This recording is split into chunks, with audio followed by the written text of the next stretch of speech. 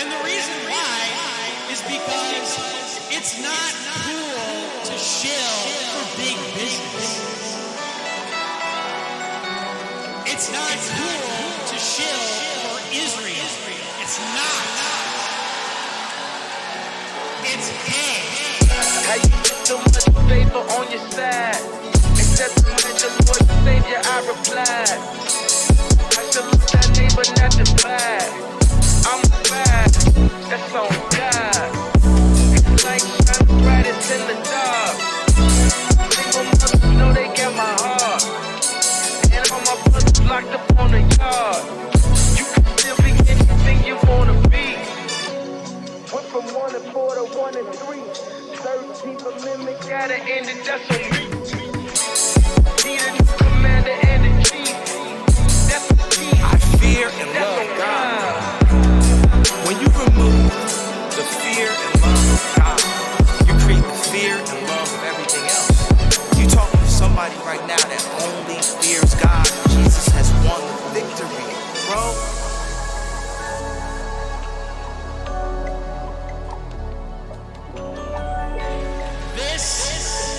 This is a Christian nation. This is America.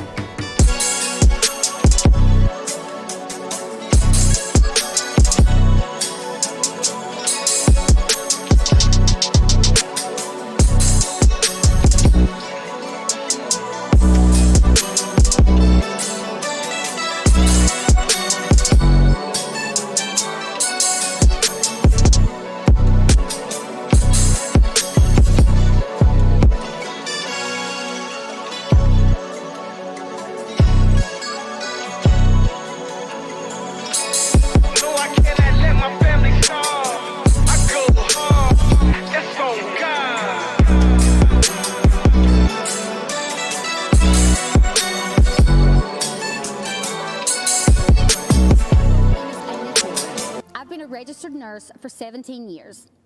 I'm from the small town of Williamson, West Virginia, where I've lived my entire life, the daughter of a nurse and a coal miner. Even though I was the youngest of 4 children, I was always somewhat of a caretaker. It came natural for me. So it felt right to follow in my mother's footsteps and become a nurse. And this March, when COVID-19 sent our country into crisis, I knew I had to help any way that I could. I deployed to New York in April and then to San Antonio, Texas, working as a COVID relief nurse in both states. As I contended with the challenges of treating our patients who had their worlds turned upside down, I noticed a positive change in our healthcare system. President Trump recognized the threat this virus presented for all Americans early on and made rapid policy changes. And as a result, telehealth services are now accessible to more than 71 million Americans, including 35 million children. Prior to COVID, telehealth was not covered or reimbursed under Medicare, Medicaid, or CHIP. This left our most vulnerable populations with no other choice but to have an in-person office visit with their physicians, increasing their risk of exposure to COVID-19 exponentially. The expansion of telehealth services has also resulted in the integration of video visits between patients and their families, allowing loved ones to have contact and visualization, as well as a better understanding of care. Telehealth has been essential during this pandemic. I don't want the media taking my personal story and twisting it, so let me be clear.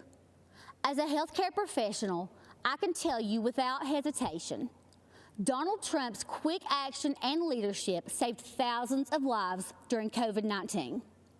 And the benefits of that response extend far beyond coronavirus. Telehealth will continue to aid many that are just unable to find transportation or a way to the doctor for regular checkups. This is especially true in rural America. I live in a town of about 2,000 people.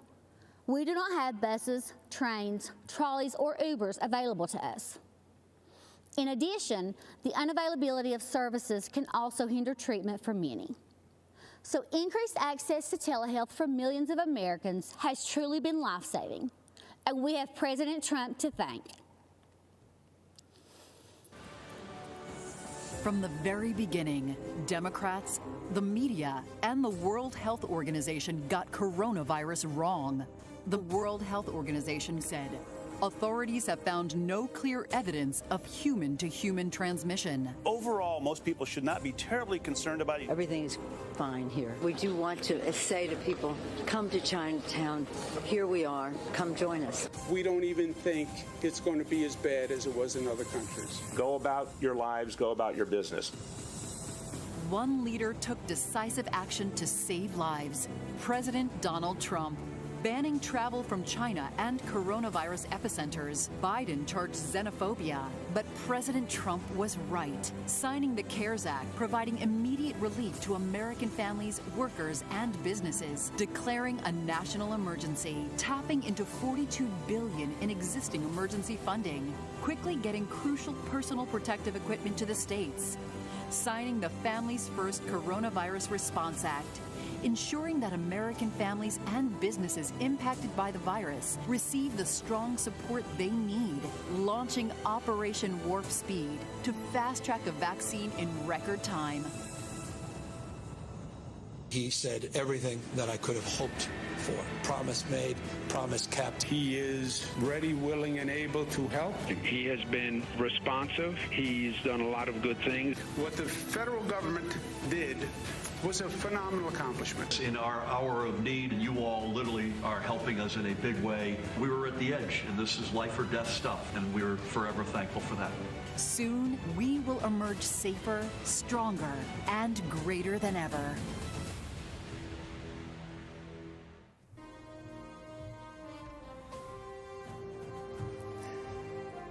I am Dr. G.E. Ghali, an oral and maxillofacial surgeon and chancellor of a large academic medical and research center in Louisiana.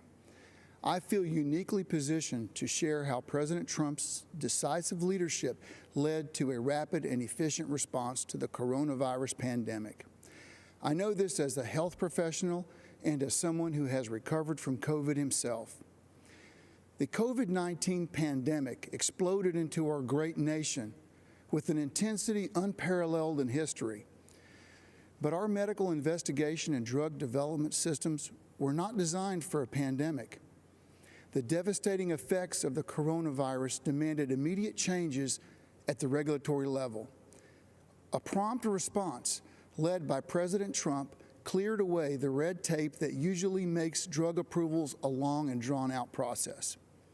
By harnessing the resources of the federal government and the private sector, President Trump's Operation Warp Speed is accelerating the testing, supply, development, and distribution of therapeutics, diagnostics, and very shortly, effective vaccines to counter COVID-19. Let me give you 3 clear examples of how President Trump's leadership removed regulatory barriers so COVID patients could have faster access to effective therapies and diagnostics. First, on February 26, 2 phase 3 clinical trials studying remdesivir were initiated. Just 2 months later, the FDA approved remdesivir for emergency use to treat COVID-19. Normally, this is a 3 to 5 year process. The amazing speed with which this happened in a safe but efficient manner is unheard of. Second, the FDA granted expanded access to COVID-19 convalescent plasma. Within 24 hours of this approval, we were administering convalescent plasma and remdesivir to a critically ill patient, a former Army Ranger and physician. Had it not been for the rapid deployment of these medicines, this patient, who is my colleague and friend, would have surely died. And third, at the end of July, I developed a fever and cough. I reached out to our testing team and received one of the Abbott rapid tests, yet another tool quickly approved by this administration. Within 15 minutes, my test came back positive, and within 4 hours, I was receiving my remdesivir doses, followed by an infusion of convalescent plasma. As a physician, I've seen firsthand how these breakthroughs have saved countless lives. As a patient, I've benefited from the expedited therapies made possible by the swift action of this administration. President Trump truly moved mountains to save lives, and he deserves credit. Thank you, President Trump, for providing timely access to critical diagnostics and therapeutics during this pandemic. Thank you, Mr. President, for your strong leadership in these challenging times.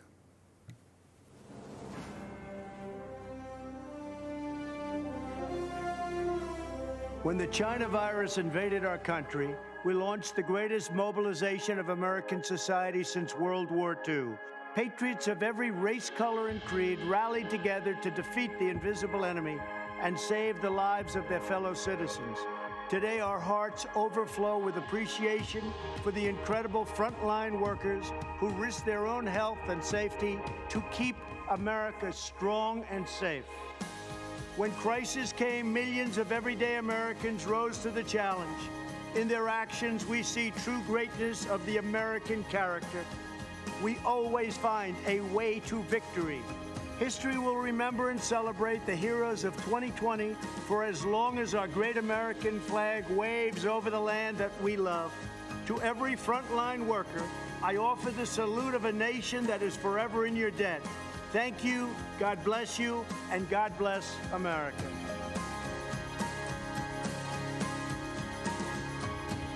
These are my friends. These are the incredible workers that helped us so much with the COVID. We can call it many different things, from China virus. I don't want to go through all the names because some people may get insulted, but that's the way it is. These are great, great people, doctors, nurses, firemen, policemen. We want to thank you all. You have been incredible, and we want to thank you and all of the millions of people that you represent. Thank you all very much. Great job. Thank you. Thank you all very much. So tell me a little about your stories. How about we'll start with you? I'm a postal worker, delivered to the senior community during COVID-19. Good. And we're taking good care of our postal workers. Absolutely. That I can tell you. Believe me, we're not getting rid of our postal workers, you know. They'd like to sort of put that out there. If anyone does, it's the Democrats, not the Republicans. I want to thank you very much, and thank everybody in that whole beautiful post office system. We appreciate it. Thank you. How about you? I'm a trucker. Good. Own a small business in Ohio. Great. Hauling steel mostly. You know, some of our customers actually made hospital beds with some of the material. That's fantastic. Well, congratulations. I love the truckers. You know, they're on my side. Thank you, Mr. I think all of them, frankly. I think pretty much all of them. How about you? I'm a custodian at the post office as well. What do you do exactly? Clean up everybody's mess and everybody's germs and all that. Can I tell you, that world, that profession will never be out of business. You know that, right? Sure. Thank you very much for being here. Thank you. And how about you? I'm a registered nurse, President Trump. I work at a New Jersey hospital. It's called Virtual Willingboro Hospital. Right. I also represent an organization of professional nurses. It's called the National Association of Catholic Nurses. Very good. But I want to tell you, sir, as a nursing supervisor, I am so in awe of your leadership. Honestly, I know many people have said often interesting things, but it takes a true leader to be able to ignore all that stuff and do what is right and not be offended by all the words being said. Yeah. And you really do show that positive spirit to us. And as nurses, I appreciate that. But just as an individual, I'm grateful for that. Well, I'm for the nurses. I'm for the doctors. I'm for everybody. We just have to make this China virus go away, and it's happening. Please, go ahead. I'm also a nurse. I represent Genesis Healthcare, which is a skilled nursing facility company. I want to thank you and your administration for all the supplies and support and funding that you've given the skilled nursing units. Without that, we couldn't do as well as we have done. I spent some time in New Jersey. I live in West Virginia, went to New Jersey and did some work there, and we finally started to see things change and turn around. I appreciate what you said, because we have delivered billions of dollars of equipment that governors were supposed to give, and in many cases, they didn't get. So the federal government had to help them, and all of the people that did this incredible work, they never got credit for it. But you understand where it came from. Thank you very much. Thank you both. It's really nice. Please, go ahead. I'm a police officer in Englewood, Colorado. and I contracted COVID in late March and recovered. That means we don't have to be afraid of you at all, right? I'm good to Once go. you're recovered, you know, we have the whole thing with plasma happening. That means your blood is very valuable. You know that, right? Thank you very much. Great. Please. I'm a detention deputy at the Kern County Sheriff's Department out in California. Great. And I also contracted COVID into March and recovered from that also. How long was your problem? I was sick about 10 days, really bad. I got everything besides a cough, but recovered. I was off work for a month and a half, and I work in our local county jails. Did they do anything specifically to help you recover? They gave me Z-Paks medication, cough syrup. Okay, and I won't even ask you about the hydroxychloroquine because it's a shame what they've done to that one, but I took it. I took the Z-Pak also, and zinc. I want to thank you all very much. It's an honor to have you in the White House. You're fantastic people, and the people you represent an incredible group of people, and we love you all. Thank you very much. Thank you very much. Appreciate it. Good evening. I'm Congressman Jim Jordan, representing the 4th District of Ohio. The Republican Party is the pro-America party. President Trump is the pro-America candidate. This election is about who can preserve the values, principles, and institutions that make America great. Don't believe me? Look at what's happening in American cities. Cities all run by Democrats. Crime, violence, and mob rule. Democrats refuse to denounce the mob, and their response to the chaos? Defund the police, defund Border Patrol, and defund our military. And while they're doing all this, they're also trying to take away your guns. Look at the positions they've taken in the past few months. Democrats won't let you go to church, but they'll let you protest. Democrats won't let you go to work, but they'll let you riot. And Democrats won't let you go to school, but they'll let you go loot. President Trump has fought against each of their crazy ideas. He's taken on the swamp, all of the swamp, the Democrats, the press, and the never-Trumpers. And when you take on the swamp fights back. They tried the Russia hoax, the Mueller investigation, and the fake impeachment. But in spite of this unbelievable opposition, this president has done what he said he would do. Taxes cut, regulations reduced, economy growing, lowest unemployment in 50 years, out of the Iran deal, embassy in Jerusalem, hostages home from North Korea, a new USMCA agreement, and of course he's building the wall and rebuilding our economy as we speak. I love the president's intensity and his willingness to fight every day in Washington for our families. But what I also appreciate about the president is something most Americans never get to see, how much he truly cares about people. Our family has seen it. 2 years ago, our nephew Eli was killed in a car accident.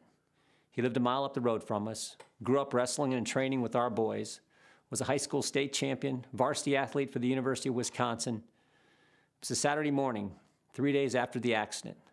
I walked to the car to head up to Eli's parents' home when the president called. We talked about a few issues, and then he asked how the family was doing. I said, "They're doing okay, Mr. President, but it's tough." The president said, "Yeah, losing a loved one is always difficult, and it's really tough when they're so young." I then said, "Mr. President, I'm actually walking into their house right now. Obviously, they don't know that I'm talking to you, but if you'd be willing to say hello to Eli's dad, you'd make a terrible day a little less terrible." "What's his name?" the president asked. I walked through the door and said, "Todd, the president wants to talk to you."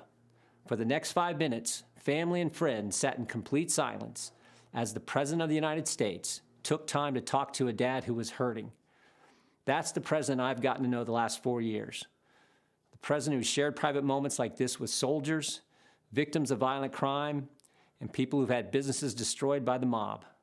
That's the individual who's made America great again, and who knows America's best days are still in front of us. And that's why I'm busting my tail to help him get reelected. I'm asking you to do the same. Thank you, and God bless our country. I'm not an actor, a singer, or a politician. I'm Herschel Walker. Most of you know me as a football player, but I'm also a father, a man of faith, and a very good judge of character. I've known Donald Trump for 37 years, and I don't mean just casual ranting to him from time to time. I'm talking about a deep personal friendship. I watched him as an owner of a professional football team. Right after he bought the team, he set out to learn. He learned about the history of the team, the players, the coaches, every detail. Then he used what he learned to make the team better. I watched him in the boardroom. He can be in the middle of a big meeting, but if one of the kids was on the phone, he dropped everything to take the call. He taught me that the family should be your top priority. I watched him treat janitors, security guards, and waiters the same way he would treat a VIP. He made them feel special because he knew they were. He understands that they are the people who make this country run. They clean, they cook, they build, they drive, they deliver. He told me, Herschel, make an effort to get to know people. Remember their names. That stuck with me. One time, I planned to take his kids to Disney World with my family. At the last minute, Donald said he'd like to join us. So there he was, in a business suit, on It's a Small World ride. That was something to see. It just shows you what a caring, loving father he is. It hurt my soul to hear the terrible names that people call Donald. The worst one is racist. I take it as a personal insult that people would think I've had a 37-year friendship with a racist. People who think that don't know what they're talking about. Growing up in the Deep South, I've seen racism up close. I know what it is, and it isn't Donald Trump. Just because someone loves and respects the flag, our national anthem, and our country, doesn't mean they don't care about social justice. I care about all those things. So does Donald Trump. He shows how much he cares about social justice in the black community through his actions. And his action speaks louder than stickers or slogans on a jersey. He keeps right on fighting to improve the lives of black Americans and all Americans. He works night and day. He never stops. He leaves nothing on the field. Some people don't like his style, the way he knocks down obstacles that get in the way of his goals. People on the opposing team didn't like when I ran over them either, but that's how you get the job done. I pray every night that God gives him more time. Give him 4 more years. He has accomplished so much almost all by himself on a constant attack. But there's still more work to be done. If you love America and want to make it better, Donald Trump is your president. He's my president, and I'm blessed to call him friend. Good evening. I'm Natalie Harp, a formerly forgotten American from California. In the classic Jimmy Stewart film, It's a Wonderful Life, George Bailey is given a great gift, the chance to see what the world would be like without him. Tonight, Mr. President, we'd like to give you that same gift, because without you, we'd all be living in Pottersville, sold out to a crooked Mr., or I should say, a crooked Mrs. Potter, with no hope of escape except death itself. I should know, because I wouldn't be alive today if it wasn't for you. About 5 years ago, I was the victim of a notoriously deadly medical error. I survived, but only to be diagnosed with a rare and terminal bone cancer. You know, the Democrats love to talk about healthcare being a human right. But a right to what? Well, I'll tell you. To them, it's a right to marijuana, opioids, and the right to die with dignity, a politically correct way of saying assisted suicide. I was told I was a burden to my family and to my country, and that by choosing to die early, I'd actually be saving the lives of others by preserving resources for them, rather than wasting them on a lost cause like myself. And when I failed the chemotherapies that were on the market, no one wanted me in their clinical trials. I'd make them look bad. They didn't give me the right to try experimental treatments, Mr. President. You did. And without you, I'd have died waiting for them to be approved. Now with the coronavirus, everyone knows what that feels like to be waiting for a cure. But we've only been waiting a few months. Just imagine what 2020 would have looked like, fighting for your life, without Donald Trump fighting for it too. In January, there would have been no China travel ban. Millions would have died. Millions more would have been infected, for there'd be no record levels of testing, no right to try treatments, no fast track for a vaccine, nor Operation Warp Speed ready to deliver it. And without Donald Trump as our patient advocate for the past 4 years, well, the opioid epidemic would have stolen even more lives from even more families. Kidney patients would have no future except dying on wait lists, for there'd be no initiative to increase donations.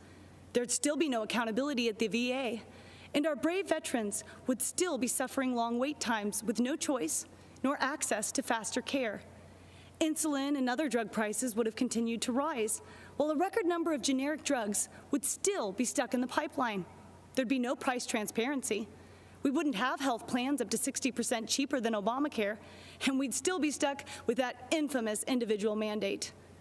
And God forbid what the next 4 years would look like. For in Joe Biden's America, China would control our drug production. We'd be one step closer to government-run health care. We wouldn't just be unable to keep our doctors, we'd be lucky if we could see any doctor. And even then, some of us would be denied care. For in socialized medicine, you don't beat the odds, you become the odds. And I would lose my right to try, just like Charlie Gard, that terminally ill British baby whose government-run healthcare system decided it was too expensive and too cruel to keep him alive. You see, Mr. President, you've done so much more than your promises made and promises kept. For numbers only tell part of the story. We are the rest of it. Facts with faces of Americans who would still be forgotten if you and our favorite First Lady hadn't given up your own wonderful life so we could have the chance at one. George Bailey's father was right.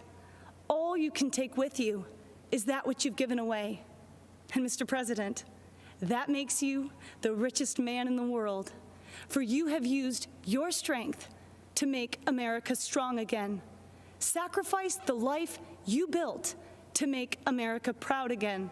And you risked everything to make America safe again. It's a wonderful life. You made America great again. And on November 3rd, we are going to keep America great.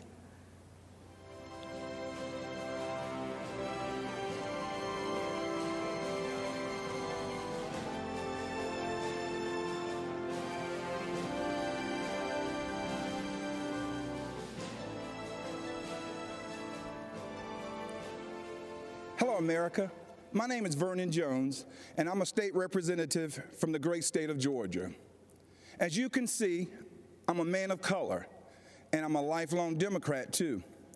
You may be wondering, why is a lifelong Democrat speaking at the Republican National Convention? And that's a fair question, and here's your answer. The Democratic Party does not want black people to leave their mental plantation. We've been forced to be there for decades and generations. But I have news for Joe Biden. We are free. We are free people with free minds. And I'm part of a large and growing segment of the black community who are independent thinkers, and we believe that Donald Trump is the president that America needs to lead us forward. This is no time for sleeping in the basement. Joe Biden has had 47 years to produce results, but he's been all talk and no action, just like so many of the Democrats who've been making promises to the black voters for decades. We've been their captive audience. When President Trump sought to earn the black vote, the Democratic Party leaders went crazy. Nancy Pelosi and Chuck Schumer literally started wearing kente cloths around the U.S. Capitol, as if pandering were enough to keep us satisfied. Let me tell you why I'm supporting our president. I grew up in the South, in Laurel Hill, North Carolina, Scotland County, the Green Pond community to be exact. My parents, Robin and Rufus Jones, built with their own hands a 4-room cinder-block home with no indoor plumbing. They had very limited education, but they instilled in us a strong work ethic that drove me from those tobacco fields of North Carolina to those hallowed halls of the Georgia General Assembly. My parents taught me if I believed in God, worked hard, and treated every person fairly, there was no limit to what we could achieve. I attended North Carolina Central University, an historical black college. For generations, HBCUs have been the incubators that develop black scholars in math and science and religion, engineering, and politics.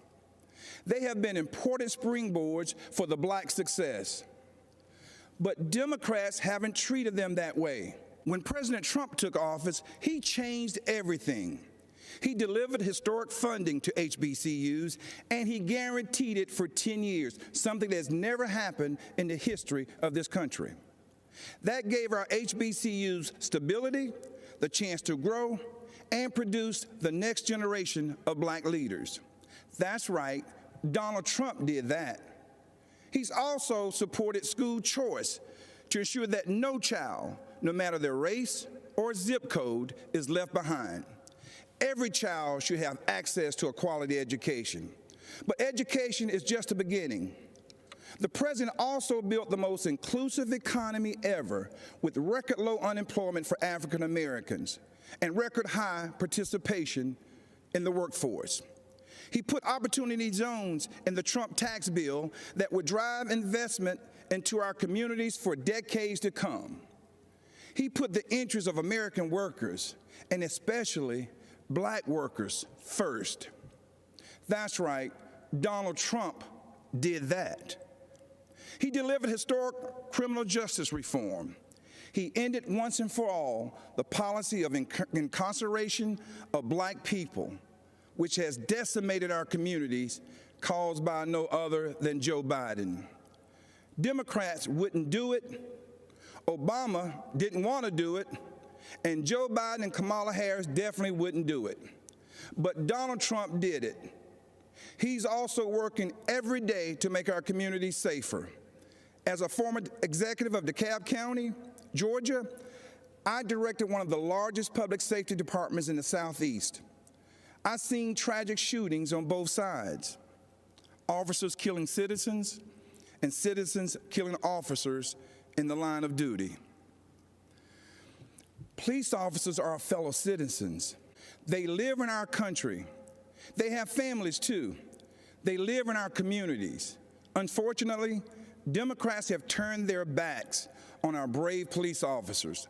They call it defunding, and it's a danger to our cities, our neighborhoods, and our children. Isn't it ironic that Democrat politicians have personal security to protect them? So why don't they forego their security and replace them with social workers, especially since that's what they want for you and me? Our police need more funding, not less, for frequent psychological examinations, for non-lethal remote restraint technology, and for more de-escalation and use of force training. These are the common sense solutions that President Trump supports: true, sincere police reform. That's right, Donald Trump did that too. Education, jobs, safety, security, on issue after issue. And in just a single term, he destroyed these negative forces that have victimized the black community for decades. He gave us the opportunity to rise. Now, you know, when I made the public announcement of my support for President Trump, all hell broke loose. I was threatened, called an embarrassment, and asked to resign by my own party. Unfortunately, that's consistent with the Democratic Party and how they view independent thinking black men and women. But I'm here to tell you that black voices are becoming more woke and louder than ever. The Democratic Party has become infected with a pandemic of intolerance, bigotry, socialism, anti-law enforcement bias, and a dangerous tolerance for people who attack others, destroy their property, and terrorize our own communities. That's what this election is all about. And that's why right now, more than ever before, America needs Donald Trump in the Oval Office for another 4 years. God bless you, and vote Donald J. Trump. Thank you.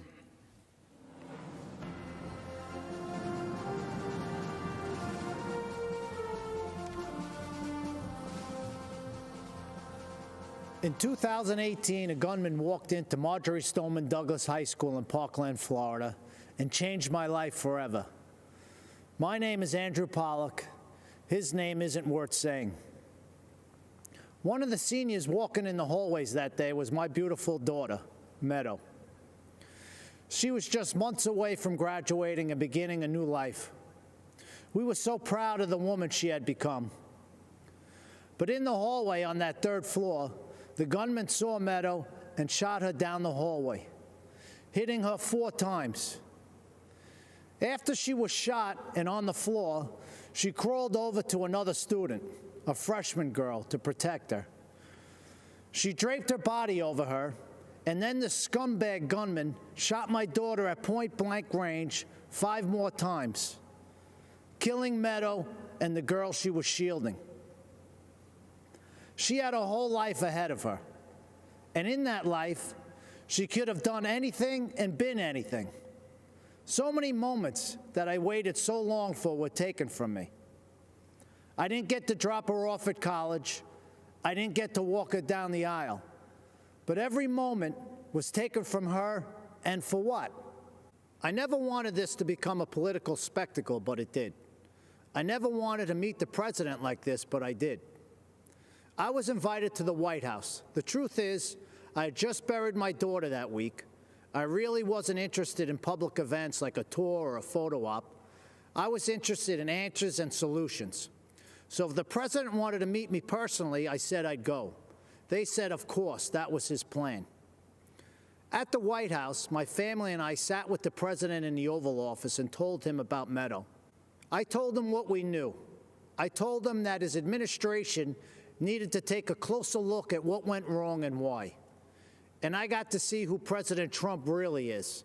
He's a good man and a great listener, and he cuts through the BS. Then the president did what he said he would do. He took action. He formed a school safety commission that issued dozens of recommendations to make schools safer. But I'll bet you never heard about that. Instead, the media turned my daughter's murder into a coordinated attack on President Trump, Republicans, and our Second Amendment. In fact, when President Trump asked me and other parents of children that were murdered in school shootings to join him as he announced the commission's findings, the media's first question wasn't about protecting kids. Shockingly, they asked about the government shutdown. President Trump turned to me appalled and said, "Andy, can you believe these people? We're trying to talk about school safety, and this is what they do." But I could believe it. After my daughter's murder, the media didn't seem interested in the facts, so I found them myself. I learned that gun control laws didn't fail my daughter. People did. The gunman had threatened to kill his classmates before. He had threatened to rape them. He had threatened to shoot up the school. Every red flag you could imagine. But the school didn't just miss these red flags.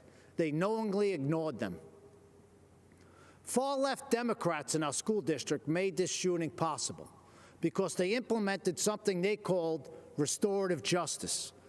This policy, which really just blames teachers for students' failures, puts kids and teachers at risk and makes shootings more likely. But it was billed as a pioneering approach to discipline and safety. I was just fine with the old approach to discipline and safety. It was called discipline and safety. But the Obama-Biden administration took Parkland's bad policies and forced them into schools across America. When President Trump rescinded Obama's guidance on restorative justice policies, he put an end to that. And that meant the world to me. It's hard to tell how much Mr. Biden understands about what happened at Parkland.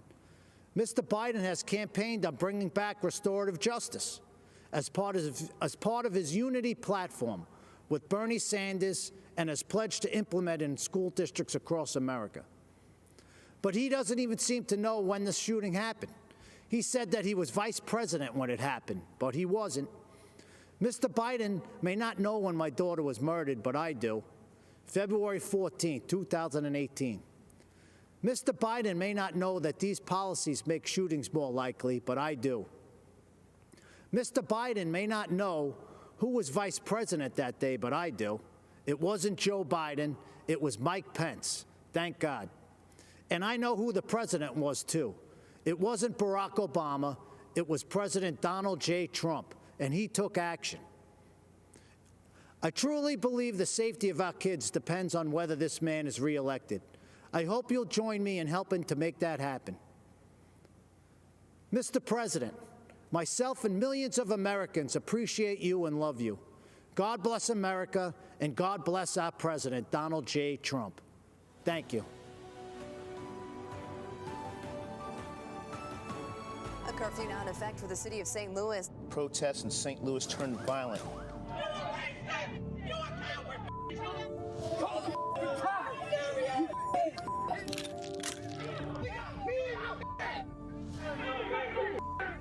Mark McCloskey says he and his family have been threatened with violence. Under Missouri law, you have a right to defend your home and the lives of your family. A search warrant has been executed at the home of Mark and Patricia McCloskey. The husband and wife attorneys charged with pointing guns at protesters. They were simply trying to protect their home. Good evening, America. We are Mark and Patty McCloskey. We're speaking to you tonight from St. Louis, Missouri, where just weeks ago you may have seen us defending our home as a mob of protesters descended on our neighborhood. America is such a great country that not only do you have the right to own a gun and use it to defend yourself, but thousands of Americans will offer you free advice on how to use it. At least that's what we experienced. What you saw happen to us could just as easily happen to any of you who are watching from quiet neighborhoods around our country. And that's what we want to speak to you about tonight. That's exactly right. Whether it's the defunding of police, ending cash bail so criminals can be released back out on the streets the same day to riot again, or encouraging anarchy and chaos on our streets, it seems as if the Democrats no longer view the government's job as protecting honest citizens from criminals, but rather protecting criminals from honest citizens. Not a single person in the out-of-control mob you saw at our house was charged with a crime. But you know who was? We were. They've actually charged us with felonies for daring to defend our home. On top of that, consider this. The Marxist liberal activist leading the mob to our neighborhood stood outside our home with a bullhorn screaming, "You can't stop the revolution." Just weeks later, that same Marxist activist won the Democrat nomination to hold a seat in the U.S. House of Representatives. In the city of St. Louis, that's the same as winning the general election. That Marxist revolutionary is now going to be the Congresswoman from the 1st District of Missouri. These radicals are not content with marching in the streets. They want to walk the halls of Congress. They want to take over. They want power. This is Joe Biden's party. These are the people who will be in charge of your future and the future of your children. They're not satisfied with spreading the chaos and violence into our communities. They want to abolish the suburbs altogether by ending single-family home zoning.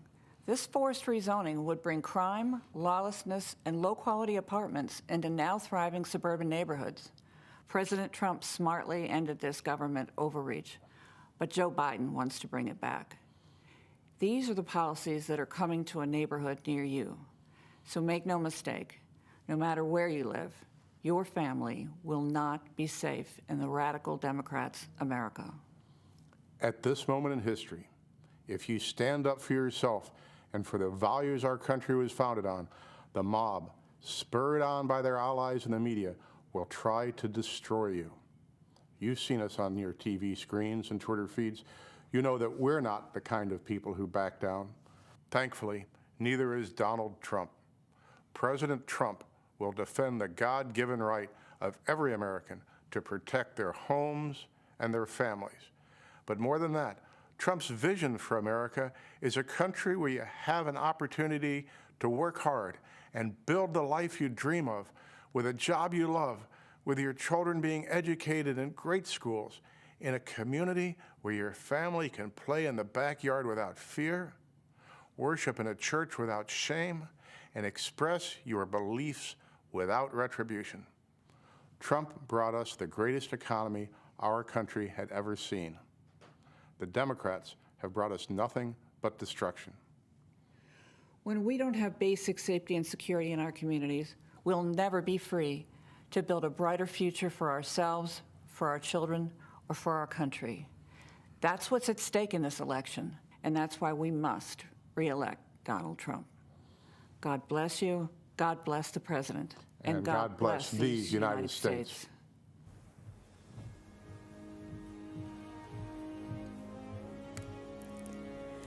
Good evening, America. I'm Kimberly Guilfoyle. I speak to you tonight as a mother, a former prosecutor, a Latina, and a proud American. And yes, a proud supporter of President Donald J. Trump. Why? Because he is the president who delivers for America. He built the greatest economy the world has ever known for the strivers, the working class and middle class. As commander-in-chief, he always puts America first. President Trump is the law and order president. Now, presidential leadership is not guaranteed. It is a choice. Biden, Harris, and the rest of the socialists will fundamentally change this nation. They want open borders, closed schools, dangerous amnesty, and will selfishly send your jobs back to China while they get rich. They will defund, dismantle, and destroy America's law enforcement. When you are in trouble and need police, don't count on the Democrats. As a first-generation American, I know how dangerous their socialist agenda is. My mother, Mercedes, was a special education teacher from Aguadilla, Puerto Rico. My father, also an immigrant, came to this nation in pursuit of the American dream. Now, I consider it my duty to fight to protect that dream. Rioters must not be allowed to destroy our cities. Human sex drug traffickers should not be allowed to cross our border. The same socialist policies which destroyed places like Cuba and Venezuela must not take root in our cities and our schools. If you want to see the socialist Biden-Harris future for our country, just take a look at California. It is a place of immense wealth, immeasurable innovation, and immaculate environment. And the Democrats turned it into a land of discarded heroin needles in parks, riots in streets, and blackouts in homes. In President Trump's America, we light things up. We don't dim them down. We build things up. We don't burn them down. We kneel in prayer, and we stand for our flag. This election is a battle for the soul of America. Your choice is clear. Do you support the cancel culture, the cosmopolitan elites of Nancy Pelosi, Chuck Schumer, and Joe Biden, who blame America first?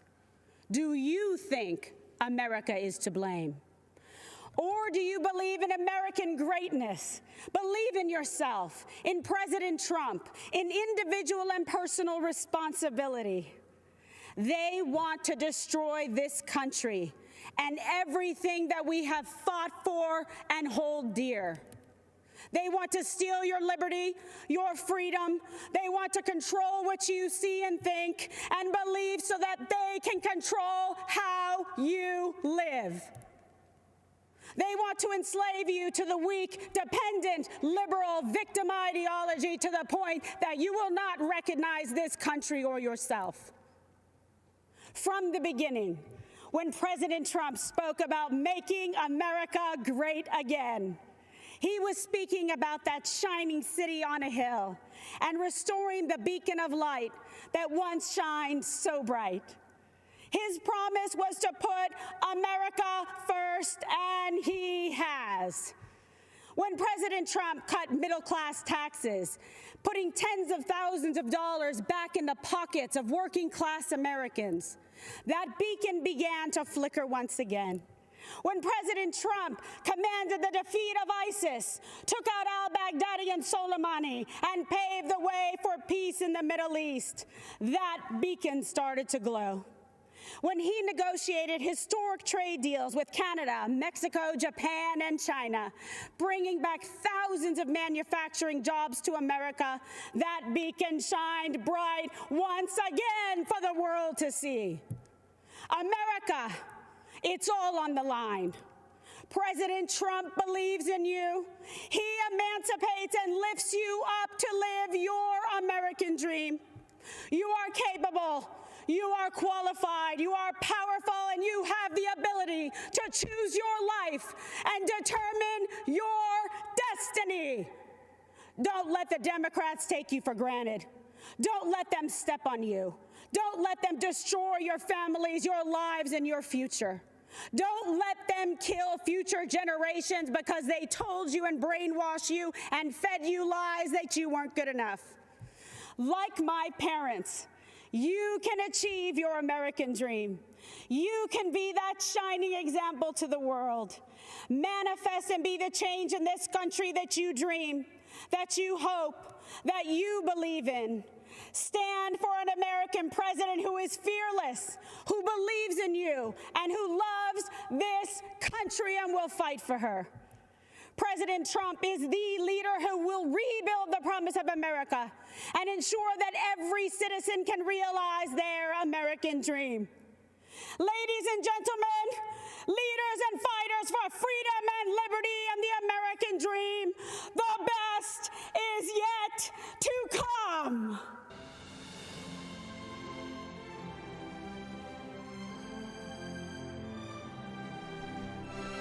Test, test. Good evening, everybody. You are watching America First. My name is Nicholas J. Fuentes. We have a great show for you tonight. Very excited to join you tonight on Monday here for the first night of the Republican National Convention. We're going to dive right in here. We've got Steve Scalise joining. I'm joining you now for the second hour. So let's just jump right in and watch. One constant theme to how he approaches problems, it's how much he cares about the hardworking people that Washington left behind. I've seen this firsthand. After I was shot on a baseball field by a leftist gunman, first responders rushed me to a hospital where I battled for my life. I have to say, I like what I see so far. Night, Donald Trump came to the hospital along with First Lady Melania Trump. They consoled my wife, Jennifer. They were there for my family in my darkest hours. Donald Trump would call to check on me throughout the following weeks, just to see how I was doing. That's the kind of person he is. That's the side of Donald Trump that the media will never show you. Look, there's a lot at stake. This is an election between a party that wants to burn down the foundations of our country to the ground and a party that wants to rebuild and protect our great nation. The left wants to defund the police. This is personal to me. I wouldn't be here without the bravery and heroism of the men and women it's kind of of a dry speech, honestly. My life. President Trump stands with those brave men and women. Joe Biden but I've been liking what I'm seeing. I like the backdrop. I like the flags. There won't be an America to leave to our children and grandchildren Kimberly without Guilfoyle those brave was law okay. enforcement Matt officers Gaetz was and first good. responders. St. Louis couple was good. I'm liking. I'm very impressed with it so far. I wasn't expecting much, but what I've seen so far makes me happy. President Trump has delivered huge wins for American families. While Joe Biden made hollow promises when he chaired the Senate Judiciary Committee, Donald Trump took action and delivered criminal justice reform. Joe Biden claims to care about the working man, but millions of good manufacturing jobs were shipped overseas during the Obama-Biden years to countries like China. Donald Trump brought those jobs back. I've seen how deeply President Trump cares about rebuilding our evaporating middle class. President Trump pledged to give the forgotten men and women of America a real shot at the American dream. And again, he delivered. The lowest unemployment rate in over 50 years, women creating small businesses at record pace, wages rising, the fastest, by the way, for lowest income levels. What can Joe Biden say to that? What has Joe Biden done in his 47 years in Washington that can compare to that? President Trump has delivered for the hardworking people of this great nation. It's going to take that kind of bold leadership to get us out of this COVID crisis. After President Trump saved lives by shutting down flights from China and Europe, he's now focusing the full weight of the government on a revolutionary plan to cure this virus by cutting red tape and empowering scientists to create a vaccine. This is visionary leadership in action at a time when we can't afford another 47 years of hollow promises. America's been through tough times before. Who better to lead us out of these times than the president who already built the strongest economy our country has ever seen? Donald Trump did it before. Donald Trump will deliver for us again. God bless you, and God bless these United States of America. That was kind of a boring speech.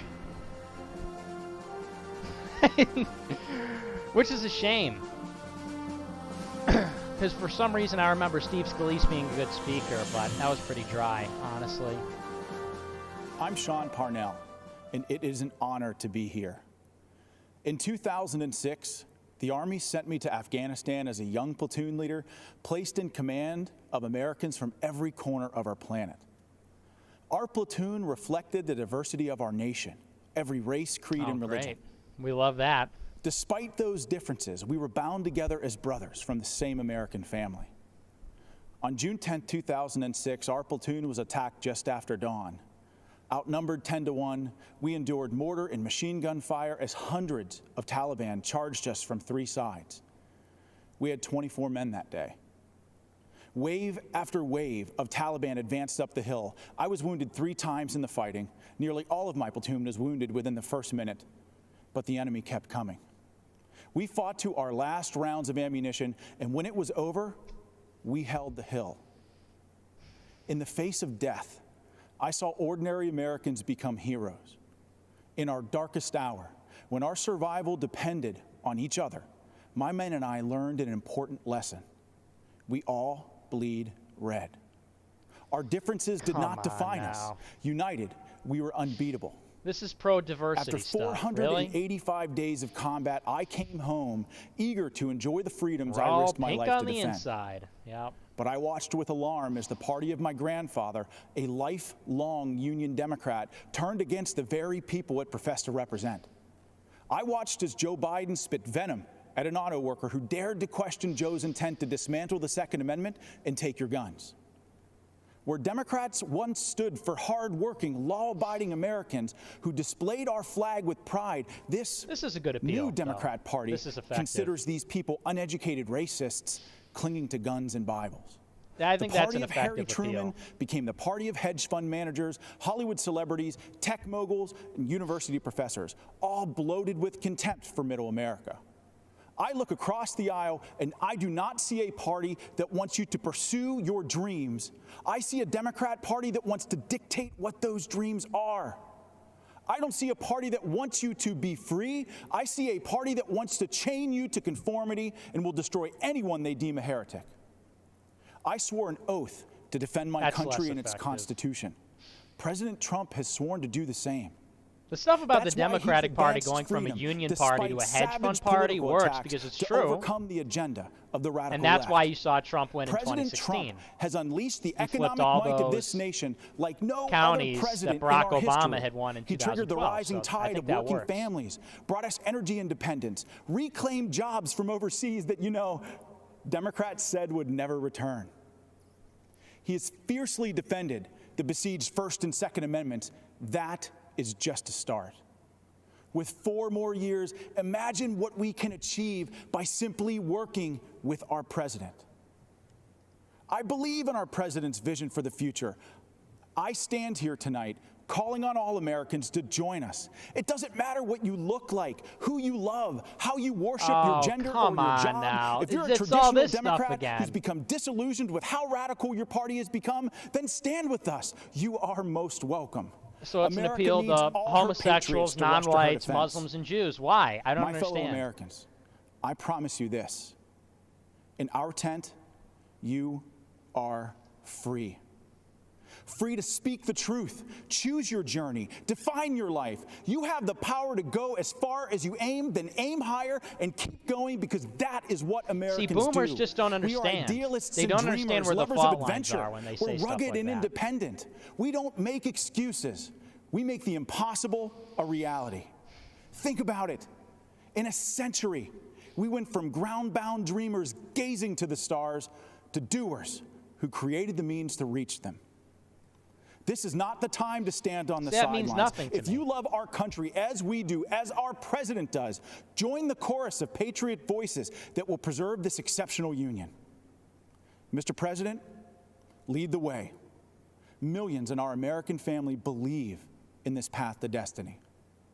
Guide us to that horizon. Thank you, and may God bless the United States of America. Yeah, there was some good stuff in there, but it falls flat. I mean, what's the appeal? That, non-whites, LGBT, and what, Muslims are gonna fly to Mars or something? I mean, these people just don't live in reality. Of our hopes and values and faith. I mean, to some extent, from like a marketing perspective, I understand this optimism, this message of rugged individualism, shoot for the stars, but that just simply is not, I don't think, a compelling political message right now. People want security. People want stability. They want order. They want a return to familiarity or normalcy. We faced an historic and this message about like, oh, you know, we can make the impossible possible. Like that just is hollow. It means nothing. You know, that's like a platitude. And make the impossible possible. We have cities on fire. Kenosha, Wisconsin's on fire. Seriously, like cares. It's just tone deaf. A man who works tirelessly for you. That's just like a Republican platitude. That's like these are the platitudes that appeal to Republicans. Empty stuff, as opposed to about justice and equality. It's about freedom and prosperity. But what works is making an appeal based on the tangible conditions that exist for your constituents. While others criticize without solutions. So, you know, that's why I say it's effective to talk about the Democratic Party leaving their constituents, specifically white people, because of this cultural shift, and as opposed to representing the working class, now the rich, like again, that is something particular and specific and concrete, and it's real, and it appeals to the tangible circumstances that the constituents are in, that people in the swing states are in. But telling people like, no matter who you love or what God you worship, you can make the impossible possible. I mean, that belongs to like a self-help clinic. That doesn't do anything. That doesn't do anything for anybody. But boomers just don't understand, you know? They think that American exceptionalism is the American dream is about freedom and then you can do anything. But to an extent, that's not really what it's about. Forgotten and wasting it's about an exceptional people, really. So, and it's unfortunate because you see this guy and he's like a vet and, you know, rock-ribbed conservative and so on. He just doesn't get it. You know, that's all that junk. That's that, like, composite, commercialized Republican identity about country music and guns and our military and the flag. And we got to reach. We got to do a little more than that. We are children of the realignment here. So we've got to work within that context. Tough and skilled negotiator, President Trump successfully. Which is what Trump did. You know, Trump didn't do. I would say the contrast between the two things I'm talking about is best personified by Trump versus Ted Cruz. Trump was from New York, reality TV, billionaire, not your typical conservative profile. And he had issues like trade and immigration and foreign policy, which were somewhat unconventional. It was like the Ross Perot platform. And obviously the results speak for themselves. Contrast that with Ted Cruz, who in some ways was strong on immigration, in some ways was, you know, wanted to bring the troops home. But he personified that like, you know, that commodified, composite, commercial Republican identity, which is cowboy boots and I'm from Texas and this kind of stuff. President Trump will bring that's the difference. You know, Ted Cruz is talking about liberty and the Constitution, and it's like, it's empty. You know, like I said, it's just parallel platitudes and sort of hollow imagery and the ingredients of hope. Emotional appeals that the left makes, but it's the right-wing flavor. We can't do that kind of stuff. Freeing American hostages. So that's my take on that. We have 6 incredible people who were held hostage by various countries, and I'm very pleased to let everybody know that we brought back over 50 hostages from 22 different countries. We worked very hard on it, Ambassador O'Brien and others, and I will tell you, we We're very proud of the job we did, but I'd like to ask maybe Pastor Brunson to say a few words so we can go through and just give us a little history of what happened and how is life treating you? I was held in Turkey for 2 years, and you took unprecedented steps, actually, to secure my release, and your administration really fought for me. And I think if you hadn't done that, I may still be in Turkey. So I'm very grateful. 28 years, right? They had you there they had you scheduled for a long time, Andrew. Yes. We had to get you back. And I have to say that, to me, President Erdogan was very good. And I know they had you scheduled for a long time, and you were a very innocent person. And he ultimately, after we had a few conversations, he agreed. So we appreciate that, and we appreciate the people of Turkey. And you still appreciate the people of Turkey, I understand, right? We love the Turkish people. We still That's do. great. It's great to have you back, Andrew. Thank you. Please. Mr. President, thank you for having me. My name is Sam Goodwin. I'm from St. Louis, Missouri. I was held in Syria for 63 days. And it's good optics. I think Don't I get me speak wrong. for my fellow former nice hostages and presentation. detainees here when I say I'm as grateful as I've ever been for anything to be home safely. And thank you for the invitation and opportunity to be here. Particularly, like the Ambassador O'Brien was presentation could be incredibly done a little supportive better, and though, helpful to you my know? family. And we can't say enough it's the nice right things about him. idea, Thank you for but promoting him. I don't know if this And, format just really really happy works. to be here, so thank you. We got you back. You got me back, yeah. It is better, though, than the Skype calls that Joe Biden was doing with his, right now like, to get back. remember, with that the we better do. supporters. Please, go ahead. We'd My have the name is different Michael White, TV Mr. screens President. like I at do, NGE. once again, it's an honor to be here, honor to meet you in person. Basically, what had happened with me is I traveled over to the country of Iran. It turned out it was a major trap, and I was apprehended there. I went through a lot in their injustice system, in the Iranian justice system. Iran is an oppressive, extortionist, terrorist regime. You know what I'm talking about. But what you did, sir, is you were able to get me out of that prison in record time. It was amazing. Thank you very much. Well, thank you. Really The appreciate honor's it. all mine. Please. Yeah, my name's Josh Holt. This is my wife, Tammy. Yes. We were held hostage in Venezuela for 2 years. I know very well. And you helped us get out. Senator Hatch worked with you very well on that as well. And The it was audio's terrible, a great too. honor to be able to meet you right when we got back.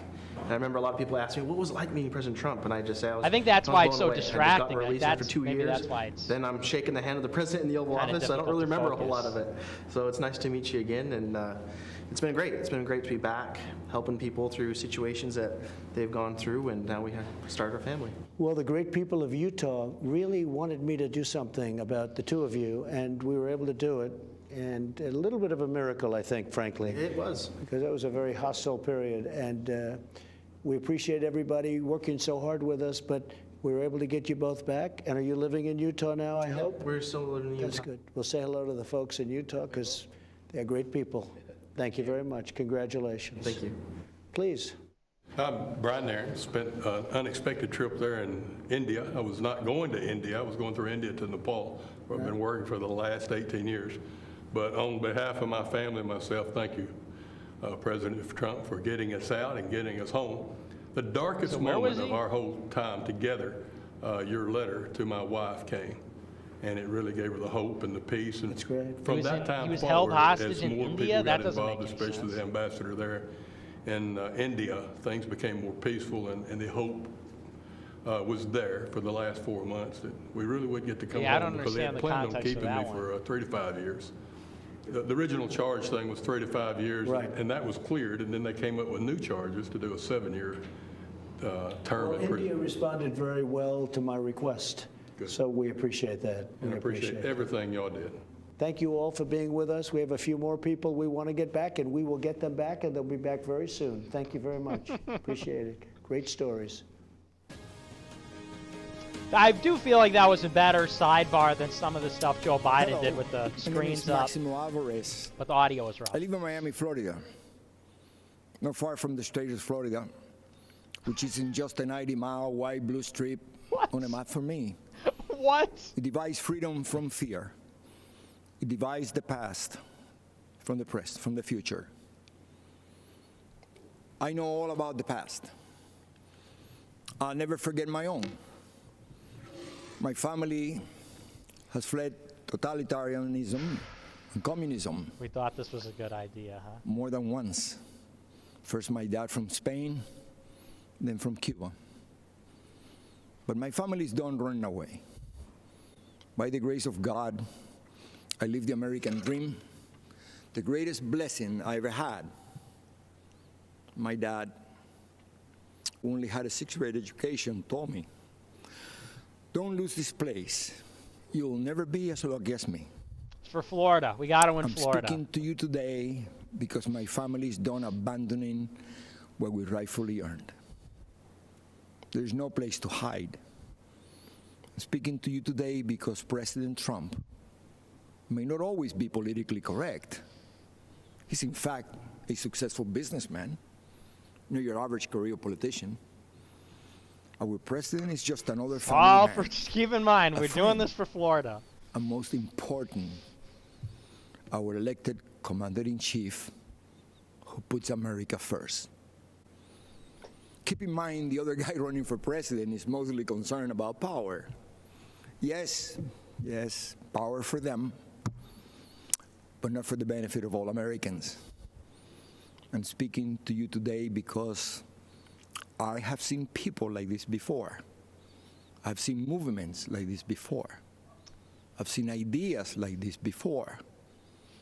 And I am here to tell you, we cannot let them take over our country. I heard the promises of Fidel Castro. This sucks. And I can never forget all those who grew up around me.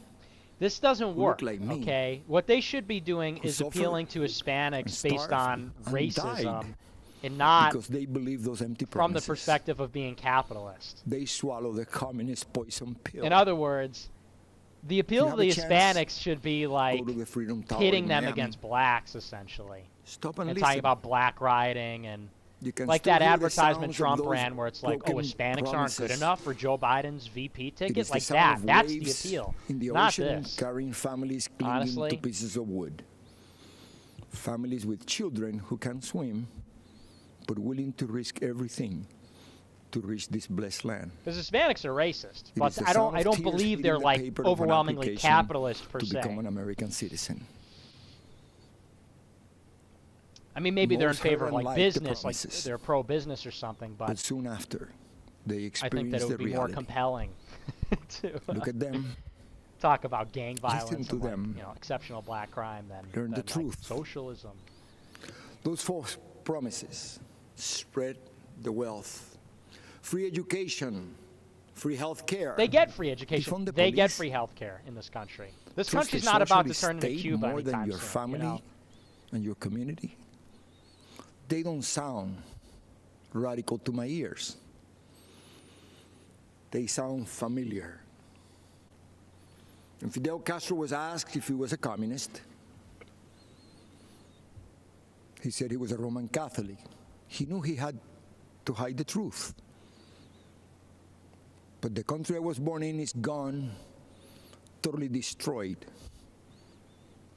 When I watch the news in Seattle, Chicago, Hispanics Portland, get and so other much cities, free stuff. It's a joke. when I see the history being In like the rewritten, Chicago school districts, when I hear they get free schooling. The kids get free promises, lunch. They get I've free heard breakfast. echoes. I've heard echoes In the school system of in the Chicago, former life the Hispanic I kids never get wanted to free hear again. lunch during summer.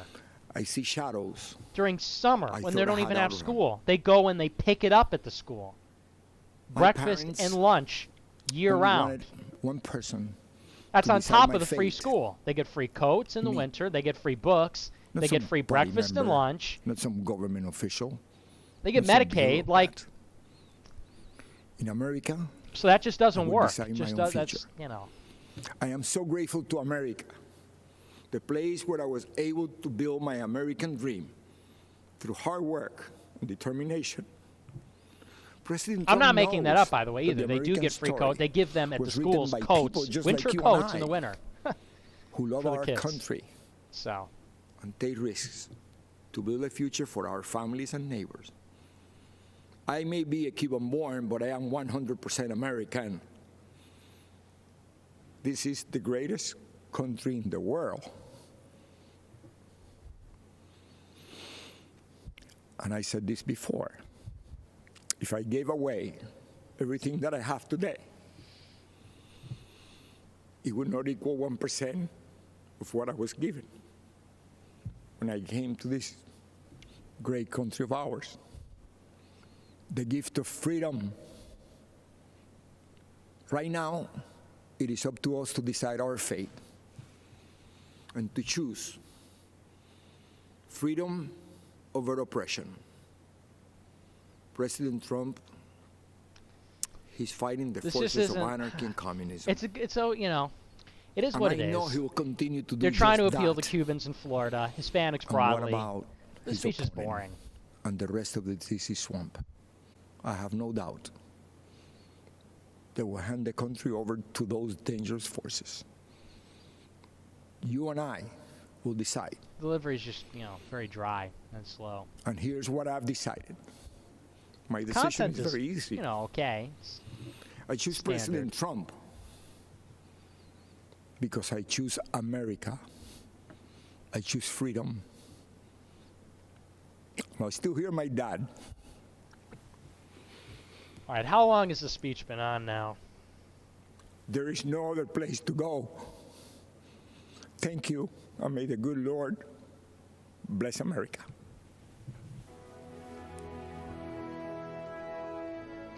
The Democrats are just going more and more left. Many positive about socialism. It was okay. liking it more than Delivery could have been capitalism. better. Many of the ideas we fought for Could have that were included some considered racist radical stuff in there are about the now riots, though, I mainstream. have to The say. compromise Something that, implicitly they racial came about up the with, riots and if BLM. implemented, That would have been a home run, will in my make opinion. Biden the But most it's progressive fine. president since It was ever. perfunctory. The radical left has taken over the Democratic Party, and Joe Biden is marching in lockstep with them. This is pretty Biden and good. the far left are promising to crush middle-class families with trillions in We've new seen this taxes. ad, though, right? Didn't he release this promising amnesty when Kamala and was healthcare announced for as the 11 running mate? I million feel like I've seen illegal this ad immigrants. before. Citizenship for 11 million undocumented folks. Promising to shut down energy exploration, killing jobs, and hurting America's economy. All in all, I like this convention. I mean, as far as like the production goes, I like the look of it better than the Democrats. And you get to pay for it. I like the They've set. already taken over Joe I like Biden the and ads Democratic Party. better. Don't let them take over America. So I'm kind of like pleasantly surprised. Yeah. Spoke too soon, Good I guess. evening. Now this one. I'm Nikki Haley, and it's great to be back at the Republican National Convention. I'll start with a little story. It's about an American ambassador to the United Nations. Nimrata Haley. And it's about a speech she gave to this convention. She called for the re-election of the Republican president she served, and she called out his Democratic opponent, a former vice president from a failed administration. That ambassador said, and I quote, "Democrats always blame America first." The year was 1984. The president was Ronald Reagan, and Ambassador Jeane Kirkpatrick's words are just as true today. Joe Biden and the Democrats are still blaming America first. Donald Trump has always put America first. I love and he that has earned phrase is so 4 more popular. years as president. It was an honor of a lifetime to serve she's as the terrible. United She's States not ambassador America to the first. United Nations. Now, the UN is not for the faint of heart. It's a place where dictators, Come murderers, on and now. thieves denounce America and then put their hands out and demand that we pay their bills. Well, President Trump joke. put an end to all of that. Yeah, the UN, With really his intense leadership, stuff. We did what Barack Obama Parliamentary and Joe Biden debate. refused to Ooh. do. We stood up Hold on for to your America, diaper. Sheesh. and we stood against Yeah, that's some our intense enemies. stuff. Obama and Wearing Biden these let North outfits to Korea these like threaten big America. performances. President Oh Trump man, yeah. rejected that That's weakness, tough. and we passed the toughest sanctions on North Korea in history. Obama and Biden let Iran get away with murder and literally sent them a plane full of cash. President Trump did the right thing and ripped up the Iran nuclear deal. Oh, we're already Obama talking and Biden about Iran. led the huh? United Nations to denounce our friend and ally, There it is. Israel. There it is. President Trump moved our embassy to Jerusalem, and when the UN tried to condemn us, I was proud to cast the American veto. This For Israel. president has a record of Talking strength about America and first. success. The former vice president has a record of weakness and failure. This is why she gets Joe paid the Biden big bucks, is good for okay? Iran and ISIS, great for communist China, and he's a godsend to everyone who wants America to apologize, abstain, and abandon our values. Abandon Israel, Donald is what Trump she means. takes a different approach. He's tough on China, and he took on ISIS and won. And he tells the world what it needs to hear. At home, the president is the clear choice on jobs and the economy. He's moved America forward, while Joe Biden has held America back. When Joe was VP, I was governor of the great state of South Carolina. We had a pretty good run. Manufacturers of all kinds flocked to our state from overseas, creating tens of thousands of American jobs. People were referring to South Carolina as the beast of the Southeast, which I loved. Everything we did happened in spite of Joe Biden and his old boss. We cut taxes, they raised them. We slashed red tape, they piled on more mandates. And when we brought in good-paying jobs, Biden and Obama sued us. I fought back, and they gave up. A Biden-Harris administration would be much, much worse. Last time, Joe's boss was Obama. She's got no charisma. Another This boring time, speech. It would These be people Pelosi, are boring. Sanders, and the squad. Their vision for America is socialism, and we know that socialism has failed everywhere. They want to tell Americans how to live and what to think. They want a government takeover of health care. They want to ban fracking and kill millions of jobs. They want massive tax hikes on working families. What about mass immigration? Joe Biden what about and the Antifa? socialist What about left Black Lives would Matter? be a disaster Reparations. for our economy. But President Trump is leading a new era of opportunity. Before Communist China gave us the coronavirus, we were breaking economic records left and right. The pandemic has set us It's back, also but not for anachronistic to long. call it Communist President China. Trump It's brought our technically economy true, back but before, and he will bring it back again. the idea that we're in this Cold War There's of one more socialism important versus area where our capitalism, and president is China right. represents communism. He knows that political correctness and It's a cancel joke. culture are dangerous and just plain wrong. In much of the Democratic Party, it's now fashionable to say that America is racist. That is a lie. America is not a racist country. This is personal for me. I am the proud daughter of Indian immigrants. They There it came to is. America and settled in a small Remember, southern town. she said that Donald My Trump's father rhetoric wore a inspired turban. Dylan Roof. My mother She wore a sari. tried to take down the Confederate I flag was in a brown South girl Carolina. in a so, black and white please. world. We faced discrimination and hardship, but my parents never gave in to grievance and hate. My mom built a successful business. My dad taught 30 years at a historically black college, and the people of South Carolina chose me as their first minority and first female governor.